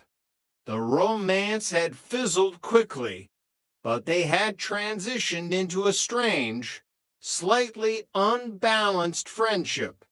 Timothy was the opposite of Daniel, always scrambling, always a step behind, working multiple jobs just to keep his head above water. In May of 2022, Daniel's mother had gifted him a 2007 Honda Civic. It wasn't fancy, and it had a battery that occasionally needed a jump start, but it ran. Daniel kept it as a backup for his delivery business. In March, Timothy's life had hit a wall. His old car died, leaving him stranded and unable to get to his two jobs. Daniel, feeling a mix of pity and lingering affection, made an offer over text. "I can tell you're in a bad situation right now," Daniel typed. "I don't mind letting you use the Honda. Let's do this for a week, and then we will either work out a different arrangement financially, or I'll just take it back." Timothy was ecstatic. "Thank you. Man, you're saving my life," he had told Daniel when he picked up the keys. But gratitude is a fragile thing, easily warped by desperation. It was a Tuesday night, exactly 2 weeks after Timothy had taken the Honda. The week-long agreement had silently stretched, as these things often do when one party is too tired to ask for the car back and the other is too reliant to return it. Timothy was exhausted. His bones ached. He had spent the evening at his second job, sitting through hours of monotonous onboarding and training videos in a windowless room. After that, he had to run errands, groceries, laundry detergent, the mundane chores that keep a life from falling apart entirely. By midnight, he was finally heading home. The road was a dark ribbon stretching through the suburbs. The heater in the Honda was blowing warm air, creating a cozy, hypnotic cocoon. Timothy blinked. The streetlights seemed to blur into long, glowing streaks. He rolled down the window, letting the cold air hit his face, but his eyelids felt like they were lined with lead. Just 5 more minutes, he thought. Just keep it between the lines. He approached a stop sign. He pressed the brake. And then the world went dark. Timothy didn't intend to fall asleep. It wasn't a choice. It was a physical shutdown. His body simply turned off. His foot slipped from the brake. The Honda, still in drive, rolled silently through the intersection. It drifted, crossing the yellow line, the tires leaving the asphalt and hitting the soft gravel of the shoulder. Crunch! Timothy awoke to violence. The sound of tearing metal and shattering glass filled the cabin. The steering wheel jerked violently in his hands. The car had plunged into a deep drainage ditch, the front end smashing through a heavy wooden fence belonging to a nearby homeowner. The airbags deployed with the concussive force of a gunshot, punching him in the face and filling the car with bitter, white smoke. Coughing, terrified, Timothy kicked the door open and stumbled out into the damp grass. The Honda's front end was crushed like an accordion. The fence was obliterated. Within minutes, the flashing red and blue lights of a police cruiser illuminated the wreckage. The officer wrote Timothy a ticket for failure to maintain a single lane. Standing by the road, shivering, Timothy felt a profound sense of dread. The car was totaled. It wasn't his, and he had no money to pay for it. In the days that followed, fear mutated into a desperate, defensive fiction. When Daniel called, furious and demanding the $3,600 book value of the car, Timothy panicked. "You can't sue me," Timothy argued over the phone, his voice shaking. "You gave me that car. It was a gift." "A gift?" Daniel scoffed, his voice dripping with icy disbelief. "I let you borrow it to get to work. I have the texts. Timothy." "It was a gift," Timothy repeating the lie until he almost believed it himself. If it was a gift, he wasn't responsible to Daniel. If it was a gift, it was just his own bad luck. Daniel hung up. The next day, he filed the paperwork at the small claims courthouse. Chapter 3. Flight from Oak Haven. Gilbert Keel Jr. was a man who believed in the sanctity of a contract. As a landlord, he provided a service, a roof, for walls, and functioning plumbing, and in return, he expected a check on the first of the month. It was a simple, transactional existence. In February of 2023, he leased a spacious, split-level property to Cynthia and Amber Spradley. The sisters were raising two young children they had recently adopted from the foster care system. Gilbert felt good about renting to them. It felt like providing a stable foundation for a family that needed it. For the first 6 months, things were quiet. The rent was paid. The grass was mowed. But by September, the silence turned ominous. The first of the month came and went. No check, no phone call, no text. Gilbert's property manager, Rakeshia Betts, reached out. The responses she received from Amber were a masterclass in evasion. "We're holding the rent," Amber texted. "This neighborhood isn't safe for our kids. There's crime. People break into cars. We're moving out." Gilbert was unsympathetic to the excuse. If they want to move, they can move, he told Rakeshia in his office. "But as long as their furniture is in my house, they owe me rent. File the notice to vacate." The legal machinery groaned into motion. The notice was served, demanding they vacate by November 4th. Inside the rental house, chaos reigned. Amber and Cynthia were packing, but not with care. The stress of the impending eviction, the lack of money, and the internal family drama had turned the home into a war zone. Trash piled up in the kitchen. The walls were scuffed. "Just leave it," Cynthia yelled one afternoon, throwing a trash bag into the hallway. "They're kicking us out anyway. Let them deal with the mess." They fled like thieves in the night. By October 26th, Amber called Rakeshia. "We're out. We're gone." The next day, October 27th, Rakeshia drove to the property.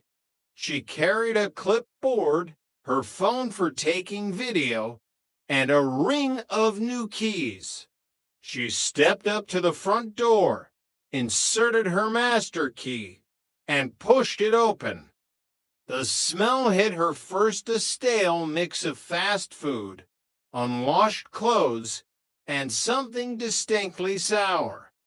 "Oh, my lord," Rikishi muttered, raising her phone and pressing record.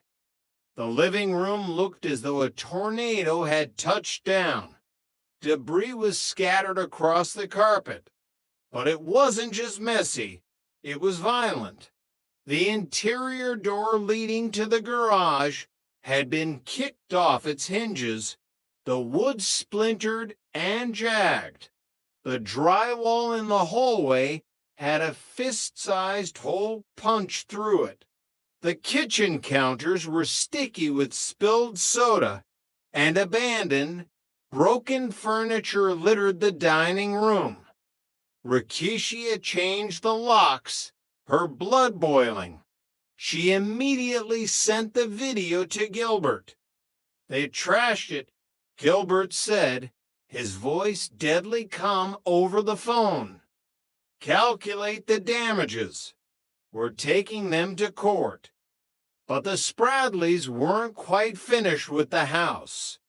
On November 2nd, Rakeshia's phone buzzed. It was Amber. "I need to get back in. I forgot some important documents. I thought we had until the 4th. Rakeshia narrowed her eyes at the text. "You told me you were moved out on the 26th. The locks are changed." "I misunderstood," Amber pleaded. "Please." Against her better judgment, Rakeshia agreed to meet them on November 6th. But Amber didn't show. Instead, a cousin named Crystal arrived, attempting to gain access to the house. The web of lies was tangling. The Spradleys claimed they had abandoned the property in pristine condition in early October, trying to blame the catastrophic damage on a phantom break-in, or perhaps the cousin who had been lingering around. Gilbert compiled the receipts, the cleanup, the drywall repair, the new doors, the lost rent. It totaled $5,800. He filed his paperwork. The trap was set. Chapter 4, The Reckoning. The courtroom was a theater of human folly, illuminated by harsh fluorescent lights and paneled in fox mahogany. The air hummed with the nervous energy of dozens of people holding manila folders, rehearsing their grievances. At the front of the room, elevated behind a heavy wooden bench, sat the judge. She possessed a gaze that could strip the bark off a tree. She did not suffer fools. She did not entertain lies. And she cut to the heart of a matter with the precision of a surgeon. "Court, come to order. All rise. Have a seat, please," the bailiff intoned. "Case for 1,050. Johnson v. Clocky." April Johnson stood at the plaintiff's podium, trembling, clutching a tissue. Joel Clocky stood opposite her, looking weary and defensive. The judge leaned forward, peering over her glasses. "Ms. Johnson, you're suing your neighbor for $10,000 for emotional distress because he buried your dog in a park instead of taking it to a cremation center. Do I have that right?" "Yes, Your Honor." April wept. "He was my child. He didn't deserve to be thrown in the dirt." The judge listened as the story unfolded. The Friday death, the inability to keep the dog at home, the call for a favor. "You asked him to do you a favor," the judge noted. He had to come to your house, lift a dead 40-pound dog into his truck, and drive it to a vet. That is not a little deal.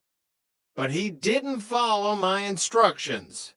April countered. The judge turned to Joel. Mr. Clocky, why didn't you leave the dog at the clinic? They wanted $530 up front, Your Honor, for the private cremation where she keeps the ashes. She didn't give me a dime. I tried calling her all day.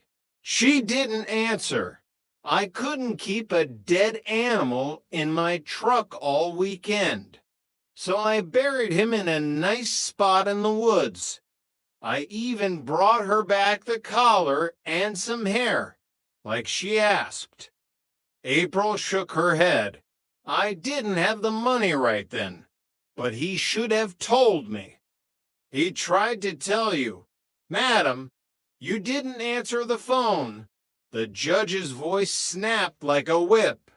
She looked down at April, her expression softening just a fraction, shifting from judicial ire to a hard, maternal truth. Ms. Johnson, the judge said slowly, sadness is a much more difficult emotion to deal with than anger. It is easier for you to be furious at Mr. Clocky than to simply sit with the grief that your 17-year-old companion is gone. April sobbed, covering her face. This man, the judge continued, gesturing to Joel, did you a massive favor. He picked up your deceased dog. He drove him across town. When you failed to provide him with the resources to fulfill your specific wishes. He did the most respectful thing he could think of, and you want to punish him with a $10,000 judgment. Unconscionable. You have no case. Case dismissed. Joel exhaled a breath he had been holding for months. April turned away, the anger draining out of her, leaving only the hollow, unavoidable ache of her loss. Case for 1053, Drust v. Dehorst. Daniel Drust stepped up to the podium, his posture rigid with indignation. Timothy Dehorst approached slowly, looking down at his hands. Mr. Drust, you loaned your 2007 Honda Civic to the defendant, and he totaled it. Yes, Your Honor.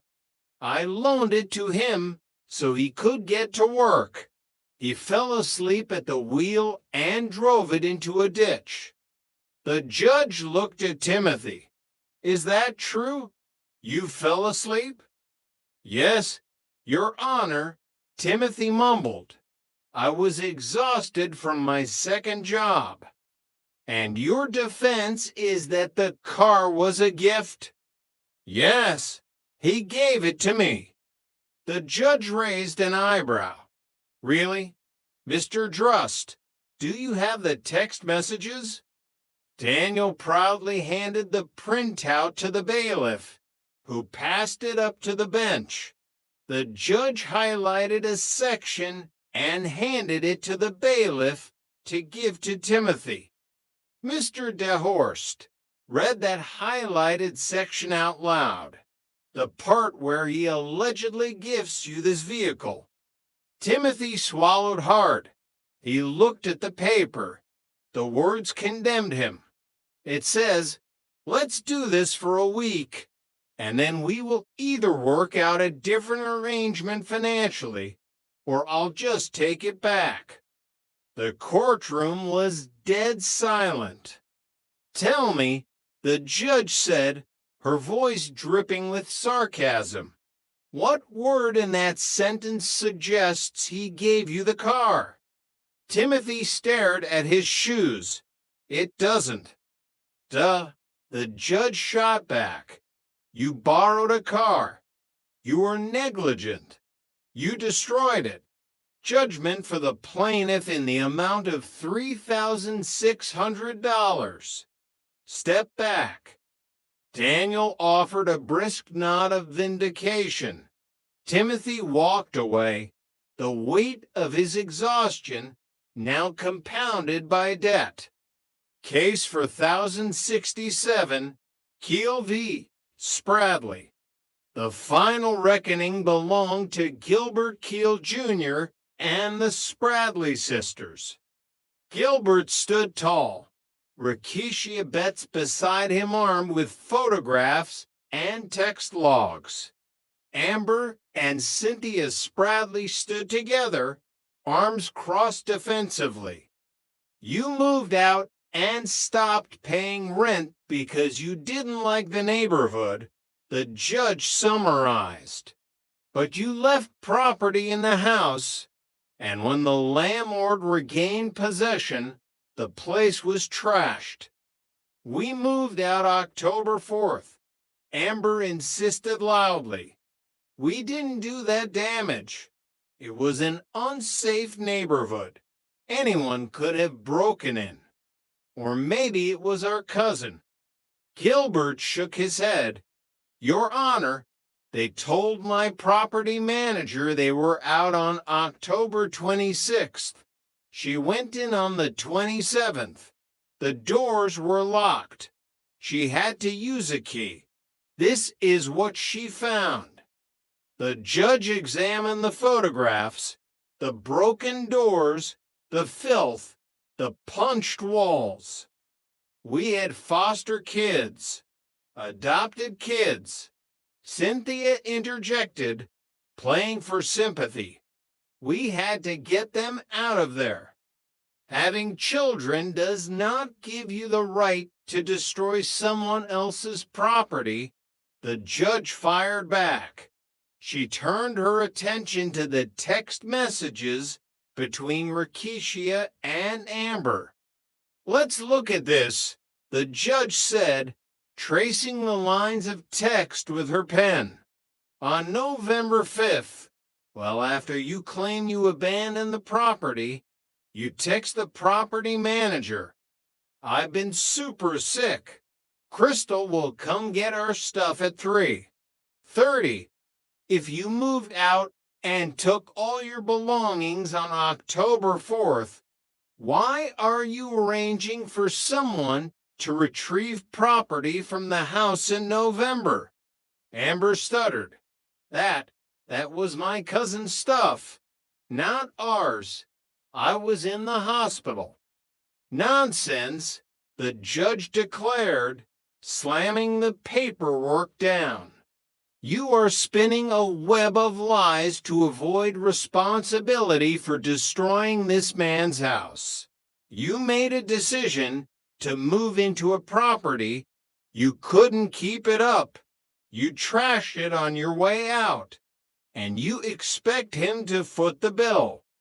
The judge picked up her gavel. $5,800. Judgment for the plaintiff. We are done here. Court is adjourned.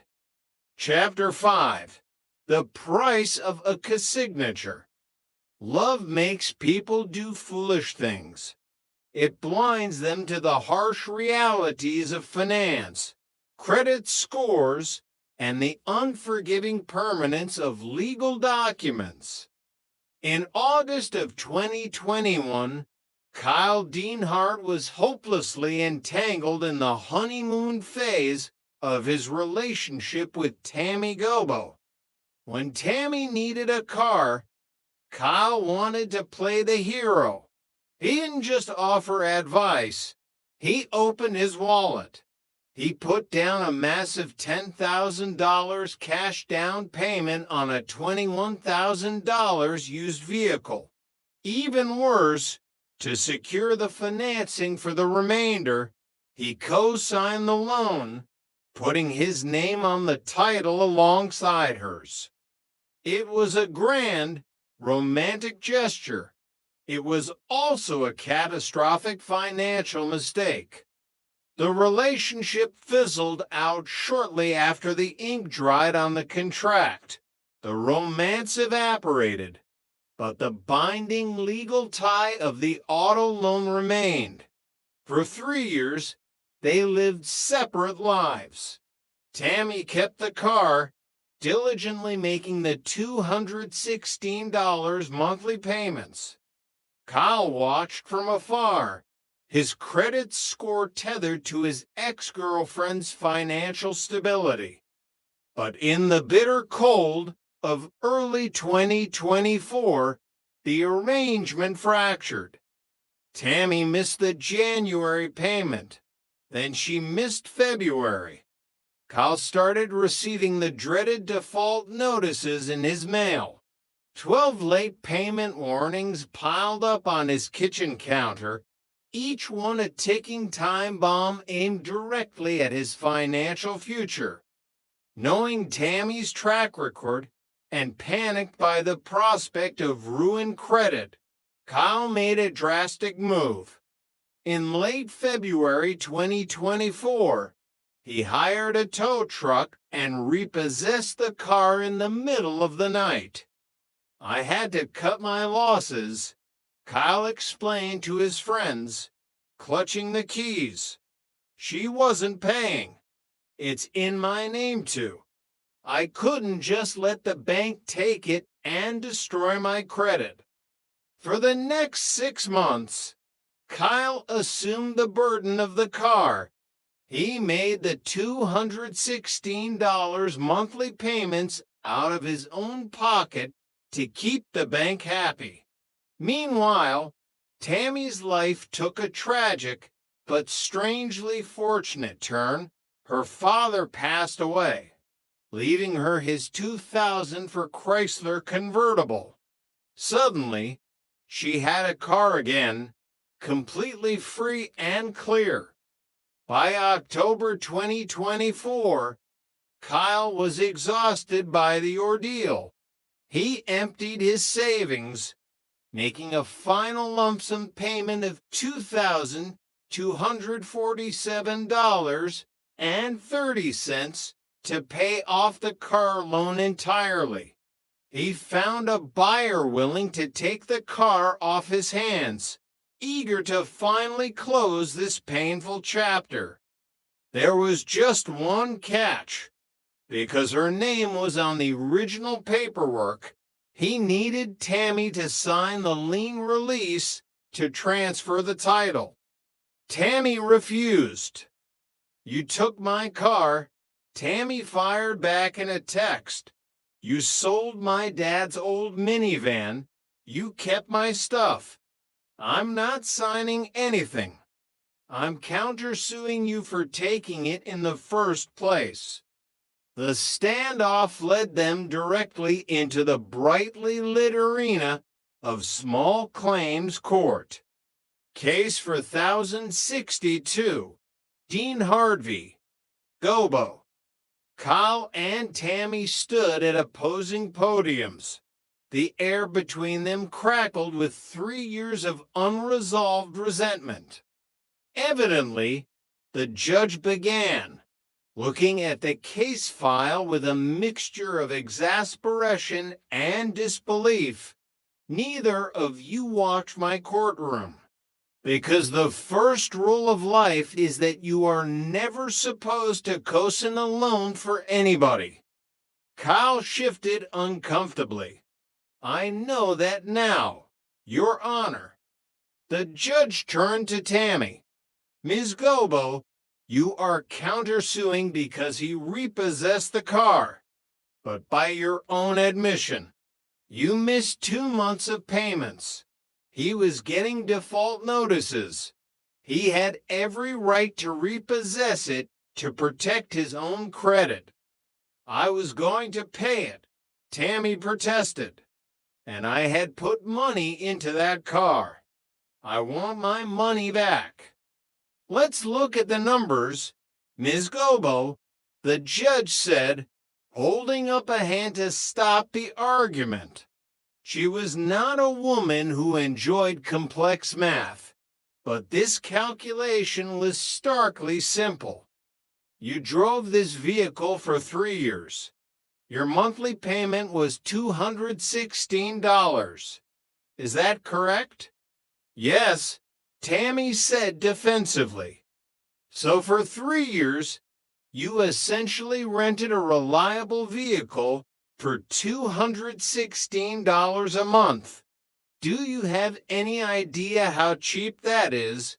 You cannot rent a bicycle for that amount of money over 3 years. The judge leaned over the bench. You are not out any money. You got a fantastic deal. And now you have inherited a Chrysler convertible from your late father. You have a car to drive. Tammy crossed her arms. He took my car. It was his car too, and you stopped paying for it. The judge corrected sharply. He stepped up. He made the payments for the last 6 months. He just dropped over to $1,000 to pay off the bank completely. He is trying to sell it to get out from under the debt of this terrible mistake you both made. The judge locked eyes with Tammy. Let's not be unconscionable here. You drove a car for 3 years for $200 a month. That was your investment. Not a penny more. Not a penny less.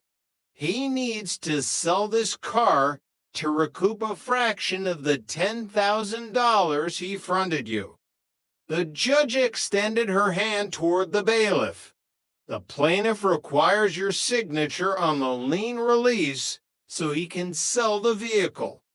Tammy hesitated, the stubbornness warring with the undeniable logic of the bench. She looked at Kyle, who stood rigidly, waiting. Finally, the fight drained out of her. She was tired of the argument, tired of the ghost of their relationship haunting her paperwork. Fine, Tammy muttered. Good, the judge said, striking the gavel. Judgment for the plaintiff. The defendant will surrender the sign lien release. You chalk this up to a life lesson.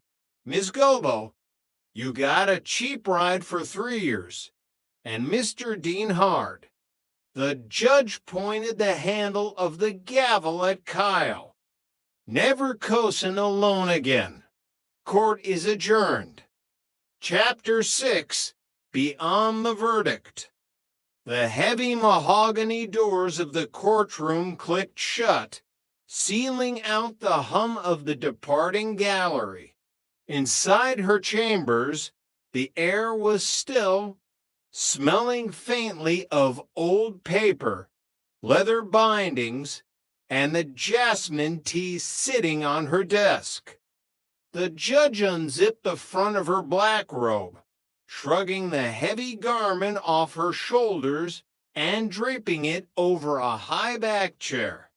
She walked over to the window, looking out over the city. It had been a long docket. A dog buried in the woods, a totaled car, a trashed rental home, a bitter ex-couple squabbling over a lien. A soft knock interrupted her thoughts. Her bailiff, Kevin, stepped in, carrying a stack of fresh case files for tomorrow. Quite a day, Judge, Kevin remarked, setting the files down. That first case, I really thought we were going to see some sort of monster who threw a dog out like trash. Instead, we got a guy who just tried to be neighborly. The judge turned from the window, a wry smile touching the corners of her mouth. You know this job, Kevin. The papers tell you one story, and the humans standing at the podium tell you another. It's always easier for people to wrap their sadness in a blanket of anger. Miss Johnson couldn't process her grief, so she weaponized it. She picked up her teacup, letting the warmth seep into her palms. But it wasn't the dog case that stuck with me today. It was the Spradley sisters, the landlord dispute. Kevin nodded, leaning against a doorframe, leaving the house in shambles. Yes, that, but also the kids, the judge said softly. Did you catch what they said about the children in their care? They said they were foster kids, right? And then they said they had adopted them. The judge walked back to her desk, her expression clouding over. That detail brought me right back to my roots in family court. It's a tragedy we see far too often. How so? Subsidized adoptions, the judge explained, tracing the rim of her teacup. The government, quite rightly, wants to incentivize people to take these children out of the foster care system and provide them with permanent, loving homes. So, they provide financial stipends to the adoptive parents. In many cases, it's a blessing. It allows good families to afford the extra care. She paused, her eyes darkening as the memory of the Spradley sisters' chaotic, defensive testimony replayed in her mind. But here's the rub, she continued. While a child is in foster care, there is oversight. Social workers visit, the courts check in. There's a safety net, however frayed it might be. But once that adoption is finalized, the stipend continues, but the oversight vanishes. The government is no longer responsible for checking up on those children. Kevin frowned, connecting the dots, and given the way those two lived, the destruction they left behind in that house, the instability, the complete lack of accountability. Exactly, the judge sighed, sitting down heavily in her leather chair. It makes you question the types of people who are accepting these stipends. They took those children into a home they ultimately trashed, a neighborhood they deemed unsafe, and then they fled in the middle of the night, leaving a cousin and a pile of garbage in their wake. And no one from the state will ever knock on their new door to see if those kids have a clean bed to sleep in. Silence stretched across the chambers, heavy with the weight of things the law could see but could not always fix. We adjudicate the damages to the drywall. Kevin, the judge murmured, looking at the closed file on her desk. $5,800 to fix a door and clean up soda stains. But there is no judgment, no fine, and no gavel strike that can fix the damage being done to those children. Hopefully, Kevin offered gently, it's all good. Maybe they just had a bad run, a momentary lapse. As a family court judge, I saw a mixed bag of success stories. She replied, we can only hope this one falls into the right side of the bag. Miles away from the courthouse, the evening settled over the city, touching the lives of those who had passed before the bench. April Johnson sat in her quiet living room. She wasn't angry anymore. She simply felt empty. She held the small Ziploc bag containing Ice's collar and the tuft of gray hair. Tomorrow, she decided, She would buy a nice frame for it. It wasn't an urn, but it was a memory. Across the street, Joel Clocky sat on his porch with his own dog, drinking a cold beer. He watched the sunset, feeling a profound sense of relief. He had done his neighborly duty, he had survived the backlash, and he was finally free. Timothy DeHorst was boarding a crowded bus to his second job. He looked out the window, calculating how many shifts it would take to pay Daniel Druss the $3,600 he owed him. The fatigue was deep in his bones, but the lie he had been telling himself was finally dead. He owed the money. It was time to pay. And Kyle Dienhard stood in his driveway, holding a freshly signed lien release. He placed a bright red for sale sign in the windshield of the used car. He looked at the paperwork, then looked at the car, making a silent, unbreakable promise to himself he would never, ever, under any circumstances, co-sign a loan again. Back in her chambers, the judge finished her tea. She closed the files, straightened her desk, and turned off the lamp. Tomorrow, the mahogany doors would open again.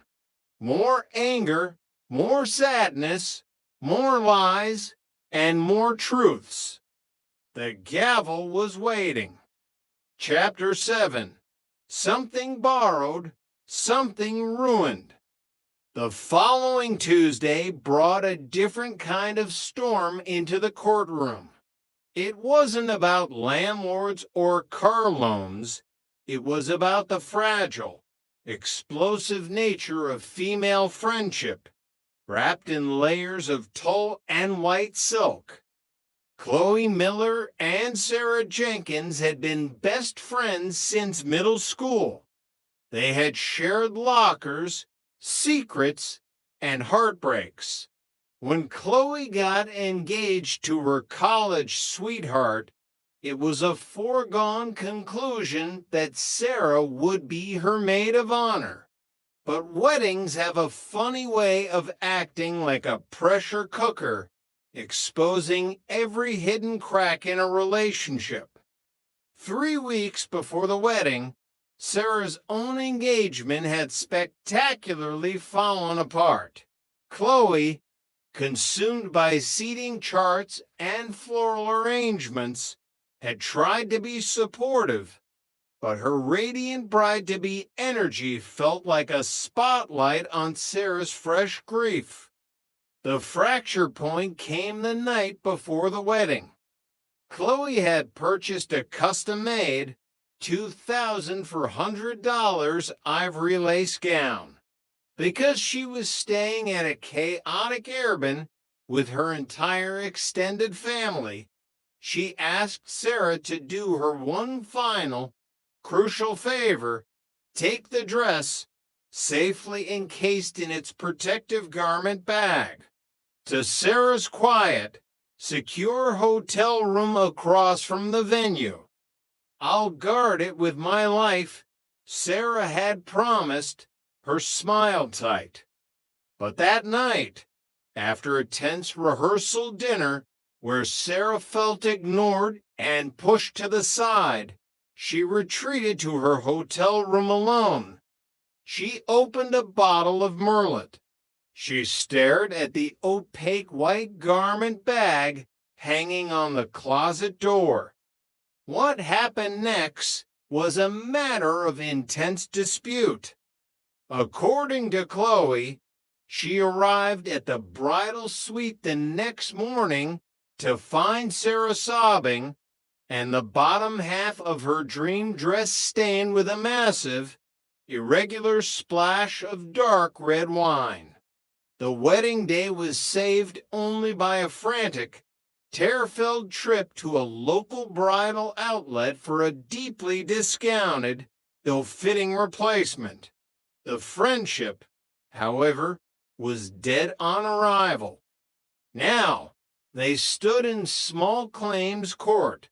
Chloe was suing Sarah for the $2,400 cost of the ruined dress, plus the $400 cost of the emergency replacement. Court come to order, the bailiff announced. The judge settled into her chair, opening the file for case for 1088, Miller v. Jenkins. She looked at the two young women standing at the podiums. The physical distance between them was only a few feet, but the emotional chasm was vast. Ms. Miller, the judge began, looking at the plaintiff.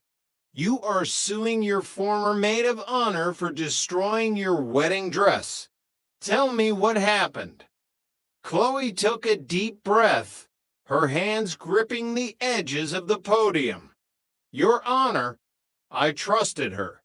She took my dress to her hotel room for safekeeping.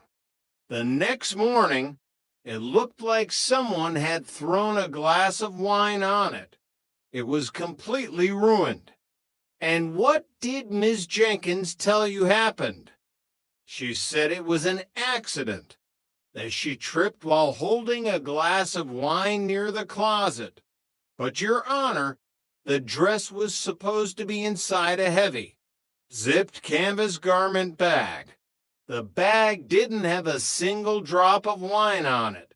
The stain was only on the dress itself.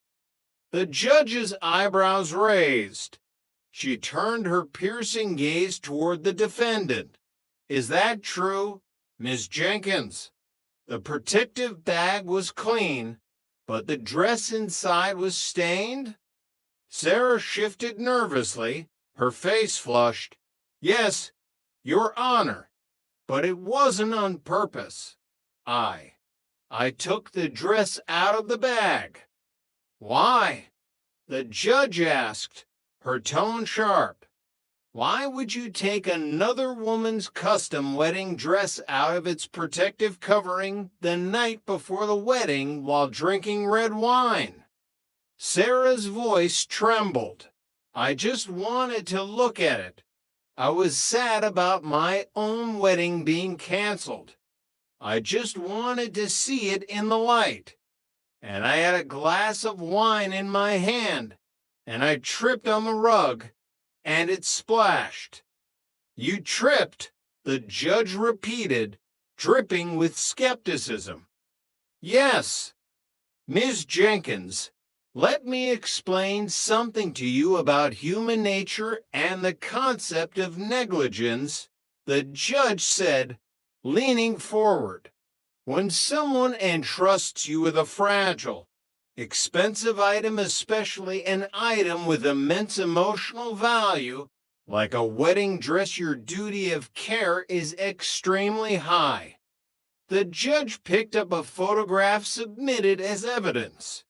It showed the ivory lace dress, its hem soaked in a jagged crimson stain. You were feeling resentful, the judge observed astutely. You were nursing a broken heart while watching your best friend celebrate her upcoming marriage. You took the dress out of the bag, which you had no business doing while consuming alcohol. Whether you intentionally threw the wine or drunkenly tripped is almost irrelevant to the law. You assumed the risk the moment you unzipped that bag with a glass of Merlot in your hand. But I didn't mean to ruin her day, Sarah cried, tears finally spilling over. She was my best friend. And you were hers, the judge replied softly, yet firmly. But friendship does not absolve you of financial responsibility for gross negligence. You ruined a piece of property worth $2,400 because you couldn't manage your own envy and grief for one night. The judge set the photograph down. Judgment for the plaintiff in the amount of $2,800 to cover the cost of the ruined dress and the emergency replacement. She picked up her gavel. Perhaps in time, you two can forgive each other. But today, Miss Jenkins, you are going to pay the bill. The gavel struck the sounding block with a sharp crack. Court is adjourned. As Chloe gathered her paperwork, she didn't look triumphant. She just looked tired. She had won the money, but looking across the aisle at Sarah, who was openly weeping into her hands, Chloe realized the true cost of the lawsuit. The dress could be replaced. The money could be paid back. But the girl who had promised to stand by her side through thick and thin was gone forever. Another casualty of the courtroom's unforgiving light. Chapter 8. The Serpent in the Living Room. Roommates are inherently a gamble. You roll the dice hoping for a quiet, clean professional who pays the bills on time. But sometimes the universe deals you a Leo Vance. Marcus Thorne, a junior accountant who found peace in spreadsheets and color-coded pantry shelves, had lived with Leo for 6 months. Leo was a self-described aspiring DJ and sound curator, which effectively meant he slept until 2 in the afternoon and left unwashed dishes in the sink until they grew their own ecosystems. Marcus tolerated him mainly because Leo's portion of the rent always magically cleared on the 1st of the month, until the day it didn't. On a brisk morning in November, Marcus woke up to find Leo's bedroom door wide open. The mattress was gone, the haphazard piles of clothes had vanished, and the closet was bare. In the center of the living room, sitting heavily on Marcus's favorite rug, was a massive glass terrarium. Inside the terrarium, coiled around an artificial log, was a 4-foot-long ball python named Noodles. Pinned to the glass was a frantic note scribbled on a torn piece of a pizza box. Bro, got a gig in Austin. Leaving on tour. Keep an eye on Noodles for me. Be back in a few months. Peace. Marcus, who possessed a profound, cold sweat-inducing fear of reptiles, stared at the snake in sheer horror. The snake flicked its forked tongue, seemingly equally unimpressed with the arrangement. For 3 agonized months, Marcus was trapped. Leo ignored all calls, texts, and emails, left with no choice and a lease solely in his name. Marcus had to front the entirety of the rent and utilities. Even worse, he had to care for the python. This involved trembling trips to the pet store to buy frozen mice, which he had to thaw in his kitchen sink, a process that nearly drove him to tears every single time. When Leo finally swaggered back into town, tanned and completely oblivious to the chaos he had caused, Marcus didn't welcome him with open arms. He welcomed him with a lawsuit. Now, they stood in small claims court. Marcus, wearing a sharp gray suit, stood rigidly at the plaintiff's podium. Leo, wearing a vintage band tee and sunglasses perched on his head, lounged at the defendant's podium as if waiting for a latte at a coffee shop. The judge opened case for 1091, Thorne v. Vance. She read over the complaint, her lips pressing into a thin, unimpressed line. Mr. Thorne, the judge began, her voice echoing in the quiet room. You are suing your former roommate for 2 months of unpaid utility bills, carpet cleaning fees, and $400 in reptile maintenance and emotional distress? Yes, Your Honor, Marcus said, adjusting his glasses. He abandoned his pet python in our shared apartment without any warning or financial provision. I am terrified of snakes, Your Honor. I had to buy rodents, frozen rodents. The judge suppressed a microscopic smirk before turning her steely gaze on Leo. Mr. Vance, is this accurate? Did you abandon a constricting reptile in this man's living room? Leo leaned forward, resting his elbows on the podium. Judge, abandon is a heavy word. I went on tour. It was a career opportunity. I left Noodles in a secure habitat. Snakes are super low maintenance. You just feed Emma mouse-like. Once a week. I figured Marcus wouldn't mind chilling with him for a bit. You figured he wouldn't mind, the judge repeated, her voice dropping an octave. Yeah, we were boys. Let me disabuse you of a few notions, Mr. Vance, the judge said, picking up her pen and tapping it rhythmically on the desk. First, a shared lease is a legal contract, not a casual suggestion. You cannot simply vanish on tour and leave your roommate holding the bag for the electricity and internet you both signed up for. I wasn't using the electricity, Leo protested weakly. Your snake was. Marcus shot back. The heat lamp was on 24/7s. That is correct, the judge noted, holding up a receipt Marcus had provided. Furthermore, Mr. Vance, leaving a live animal, especially a specialized exotic pet, in the care of someone without their explicit prior consent is not chilling. It is wildly irresponsible.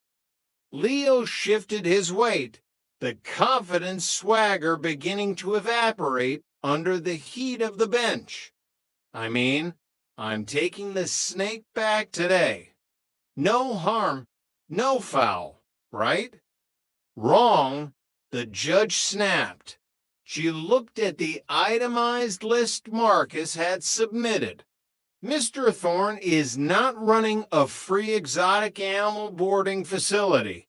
He incurred costs for food, substrate, and specialized heating bulbs, not to mention the fact that when you dragged your mattress out, you tore a massive hole in the living room carpet, which he also had to pay to repair. That carpet was already sketchy, Leo mumbled. The judge slammed the file shut. I have heard enough. Mr. Vance, your behavior is the epitome of selfishness. You treated a roommate like a storage unit and a pet like a disposable accessory. You will reimburse Mr. Thorne for the utilities, the carpet repair, and the entirely justified cost of keeping your abandoned reptile alive. She picked up the gavel. Judgment for the plaintiff in the full amount of $1,250. And Mr. Vance? Leo looked up, startled. If I ever hear of you abandoning an animal again, the financial penalty will be the least of your concerns. Get out of my courtroom. The gavel cracked down like thunder. Marcus let out a long, shuddering sigh of relief. He gathered his meticulous spreadsheets and marched out of the courtroom. Behind him, Leo Vance slowly picked up his paperwork, finally realizing that the real world didn't operate on vibes and I owe us. As they left the room, the bailiff, Kevin, stepped up to the bench to collect the file. A python, Judge, Kevin chuckled. That's a new one. The judge allowed herself a full smile as she stood up. Roommates, Kevin, they are infinitely more unpredictable than the law. Call the next case. Chapter 9, The House of Cards.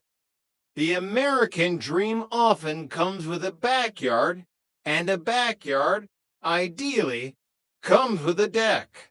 For Evelyn Vance, a retired school teacher with a penchant for hosting neighborhood barbecues, a custom wooden deck was her ultimate retirement gift to herself. She had saved diligently, amassing a budget of $8,000. Enter Tommy the Hammer Rossi. Tommy was a contractor by trade, but a salesman by nature. He drove a pristine, lifted truck with a magnetic logo on the side that read Rossi Premier Builds. When he met Evelyn in her backyard, he charmed her with grand visions of multi-level cedar planking, ambient solar lighting, and a built-in fire pit. He was smooth, confident, and, most importantly, quoted her exactly $8,000, which he demanded upfront to secure the best lumber prices before the summer rush.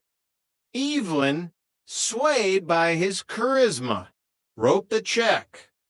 Construction began 2 weeks later. Tommy arrived with a crew of exactly one, his teenage nephew, who seemed more interested in his phone than the radial arm saw. For 10 days, the sound of hammering and the whine of power tools echoed through the neighborhood. When it was finished, it looked acceptable. Not quite the multi-level cedar paradise Tommy had promised, but it was a deck. Evelyn paid him no further mind and sent out invitations for her daughter's college graduation party. The true nature of Tommy's craftsmanship was revealed on a humid Saturday afternoon in June. With 30 guests mingling on the new structure, sipping iced tea and eating potato salad, a loud, ominous groan echoed from beneath the floorboards. Before anyone could react, the center of the deck simply gave up. The wood splintered with a deafening crack, and a 10 by 10 foot section sagged violently, dropping nearly to feet into the dirt below. Plates shattered. Guests screamed, scrambling toward the lawn. Miraculously, no one was seriously injured, but Evelyn's pride and her backyard were in ruins. An independent structural engineer, hired by a furious Evelyn the following week, delivered a damning report. Tommy hadn't used cedar, he had used cheap, untreated pine. He hadn't poured concrete footings, he had rested the support posts directly on the topsoil. And instead of heavy-duty galvanized lag bolts, he had secured the entire structure with standard drywall screws, which had sheared clean off under the weight of the guests. Now, Evelyn and Tommy stood in the harsh light of the courtroom. The judge opened the file for case for 1,102. Vance v. Rossi Builds. Ms. Vance, the judge said, looking at the horrifying photos of the collapsed deck, you are suing Mr. Rossi for the return of your $8,000 plus an additional $2,000 for the cost of safely demolishing this hazard. Yes, Your Honor, Evelyn said, her voice tight with suppressed fury. He built a death trap. I had 30 people on that deck. My elderly mother was out there. The judge turned her penetrating gaze to Tommy. Mr. Rossi, I am looking at an engineer's report that says you use drywall screws to secure load-bearing joists. Drywall screws. Tommy adjusted the collar of his polo shirt, flashing a nervous, 1,000-watt smile. Well, Your Honor, it's about tensile strength and weight distribution. Those screws are rated for a lot of pressure. I think the issue here is that Ms. Vance exceeded the maximum occupancy of the structure. I told her it was a leisure deck, not a dance floor. A leisure deck, the judge repeated, her voice dripping with pure ice. Show me in your contract where you specified a maximum occupancy. Tommy fumbled with his paperwork. It's industry standard. It's an implied clause. It's a fabrication, the judge snapped. Let's look at this so-called contract you gave her. It's a single piece of paper with a handwritten price. There are no material specifications. There is no blueprint. And, worst of all, there are no permit numbers. The judge leaned over the bench, locking eyes with the contractor. Did you pull a city permit for this build, Mr. Rossi? Tommy swallowed hard, the charm completely vanishing. No, Your Honor, permits just slow down the process. I was trying to save her money. You were trying to avoid a municipal inspector who would have taken one look at this pile of kindling and shut you down immediately. The judge thundered. You took advantage of a retiree. You took $8,000 of her hard-earned money, built a structurally unsound hazard, and endangered her family. The judge picked up the photos of the collapsed deck and tossed them back onto her desk in disgust. Contractors like you are the reason people don't trust the trades. You are not a builder. You are a con artist with a hammer. She grabbed her gavel. Judgment for the plaintiff in the full amount of $10,000. And I strongly suggest you find a new line of work before your negligence puts someone in the hospital. The gavel slammed down. Evelyn Vance let out a shaky breath, finally feeling vindicated. As Tommy Rossi hastily gathered his messy paperwork and hurried out of the courtroom, his premier builds empire effectively dismantled. The gallery remained silent, absorbing the sharp sting of justice. Chapter 10, The Stolen TikTok. Family estates have a unique way of turning grief into a battleground. When Eleanor Higgins passed away at the age of 82, she left behind a modest house, a lifetime of memories, and to fiercely opposite children, Brenda and Gary. Brenda, the older sister, was deeply sentimental. She cherished the history of their family and saw value in the worn, deeply personal items their mother had collected. Gary, the younger brother, was chronically unemployed and saw the estate purely as an opportunity to liquidate assets and move on. The crown jewel of the Higgins living room was a massive, ornate grandfather clock.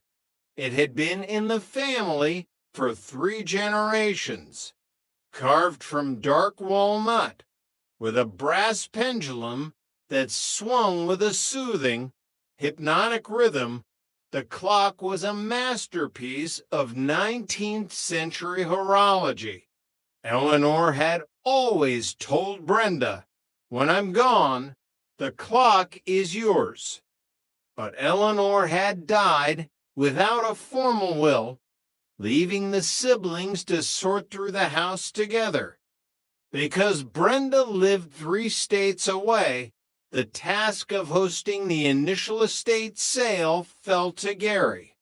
Brenda had given him strict instructions over the phone.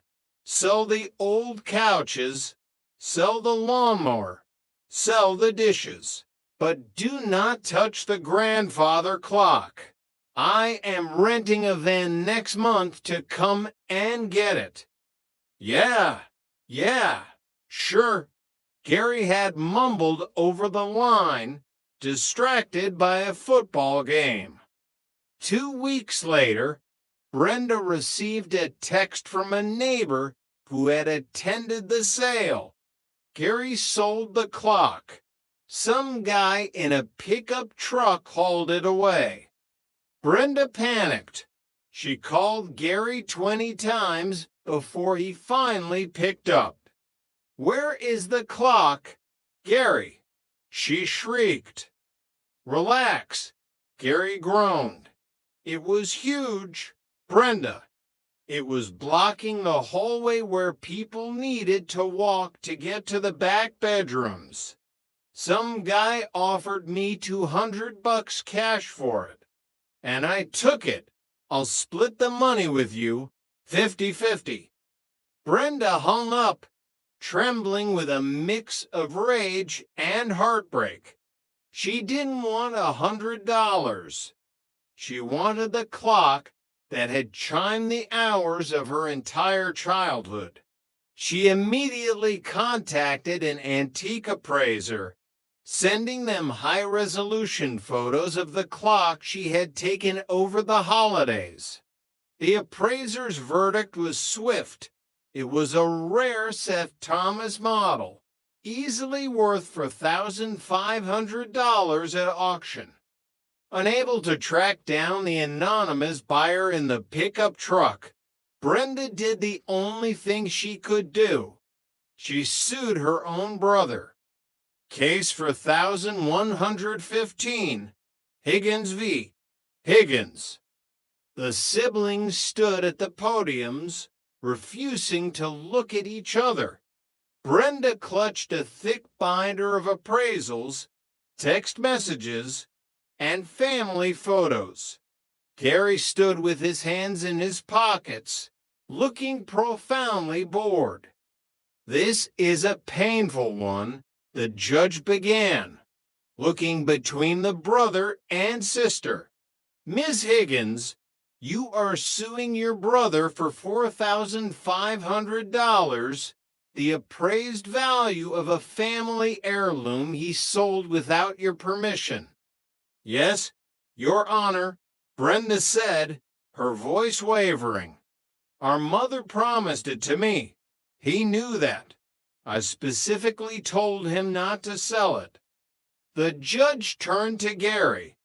"Mr. Higgins, you sold a 19th century walnut grandfather clock for $200 at a garage sale?" Gary shrugged. "Judge, I'm not an antique dealer.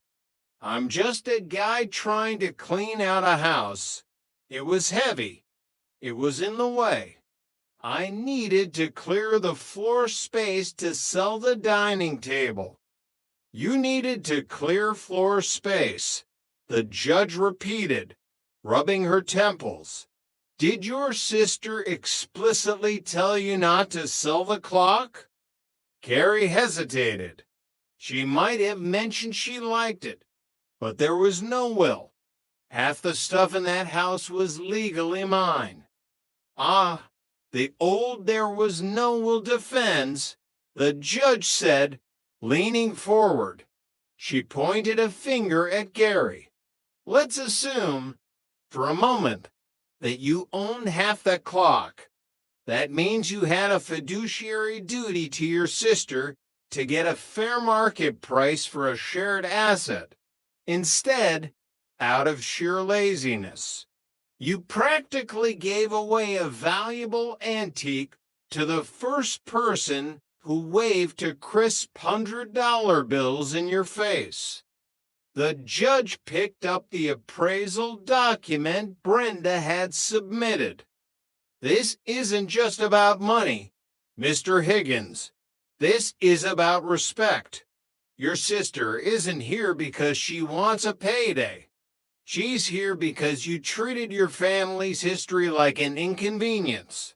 You took something irreplaceable and discarded it because you couldn't be bothered to move it out of the hallway. Gary finally looked somewhat ashamed, his eyes dropping to the floor. I didn't know it was worth that much. Ignorance is not a defense against gross negligence, the judge fired back. You robbed your sister of her inheritance, and you robbed yourself of a valuable asset. Since you cannot produce the clock, you will produce the cash. The judge picked up her pen, filling out the final judgment form. Money cannot replace an heirloom, Miss Higgins, the judge said gently to Brenda, and I am deeply sorry for your loss, but it is the only remedy this court can provide. The judge looked back at Gary, her expression hardening. Judgment for the plaintiff in the amount of $4,500. You owe your sister the full appraised value. Perhaps writing that check will teach you the true cost of laziness. The gavel fell, echoing loudly in the quiet courtroom. Brenda Higgins closed her binder. The victory felt hollow, as lawsuits between family members always do. She walked out of the courtroom, leaving her brother behind to figure out how to pay a massive debt over a clock that was already miles away, ticking in someone else's living room. Chapter 11, The Cabo Mirage.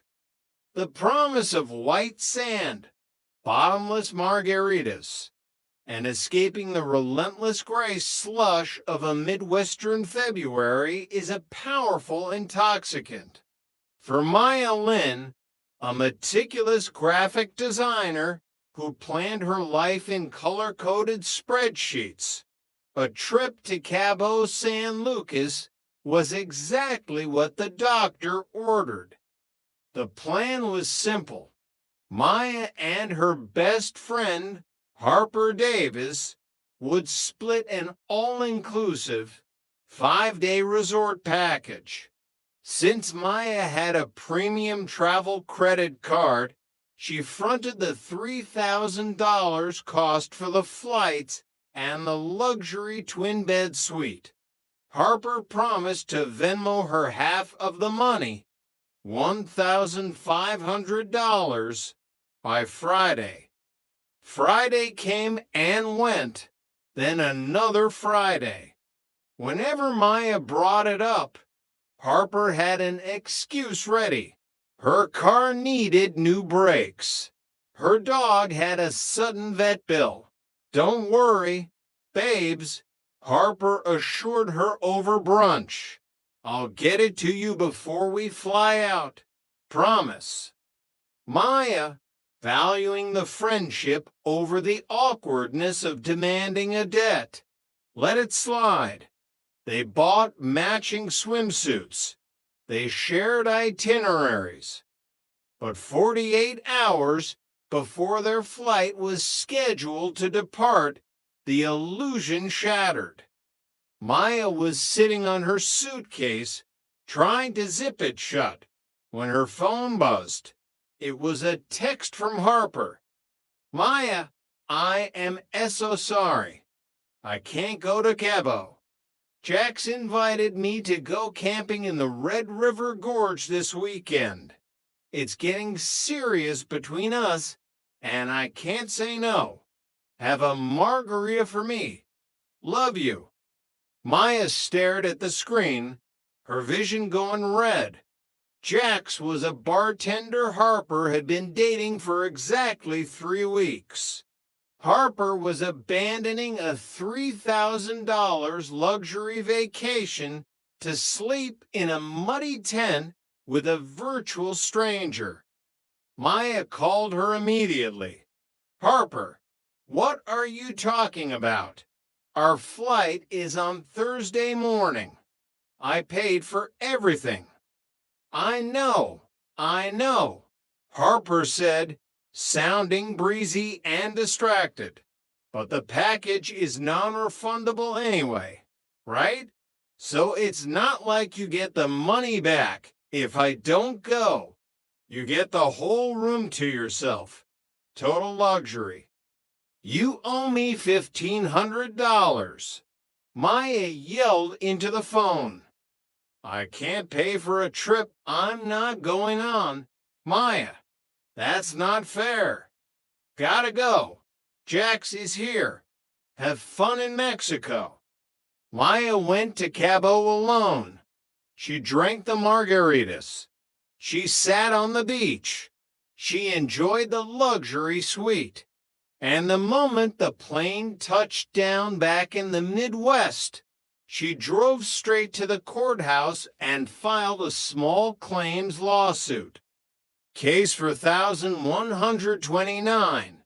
Linvey, Davis. The two former friends stood at the podiums, the icy chill between them colder than the February wind rattling the courthouse windows. Maya presented her credit card statements and a printed stack of text messages confirming the initial agreement to split the trip. Ms. Davis, the judge said, her tone dangerously even, you agreed to go on a trip. Ms. Lynn paid for it on the explicit condition that you would reimburse her for half. You canceled 2 days before the flight to go camping with a man you had known for 21 days. Harper adjusted her scarf, trying for a sympathetic smile. Your Honor, things come up. It's a free country. I shouldn't have to pay for a vacation I didn't actually take. Maya still went. She used the hotel room. She used the resort credits. Ms. Davis, the judge interrupted, leaning over the bench. A verbal agreement, backed up by corroborating text messages where you repeatedly promised to pay her, is a binding contract. You do not get to unilaterally dissolve a contract because you found a more appealing social engagement. But she got a private suite out of it. Harper protested.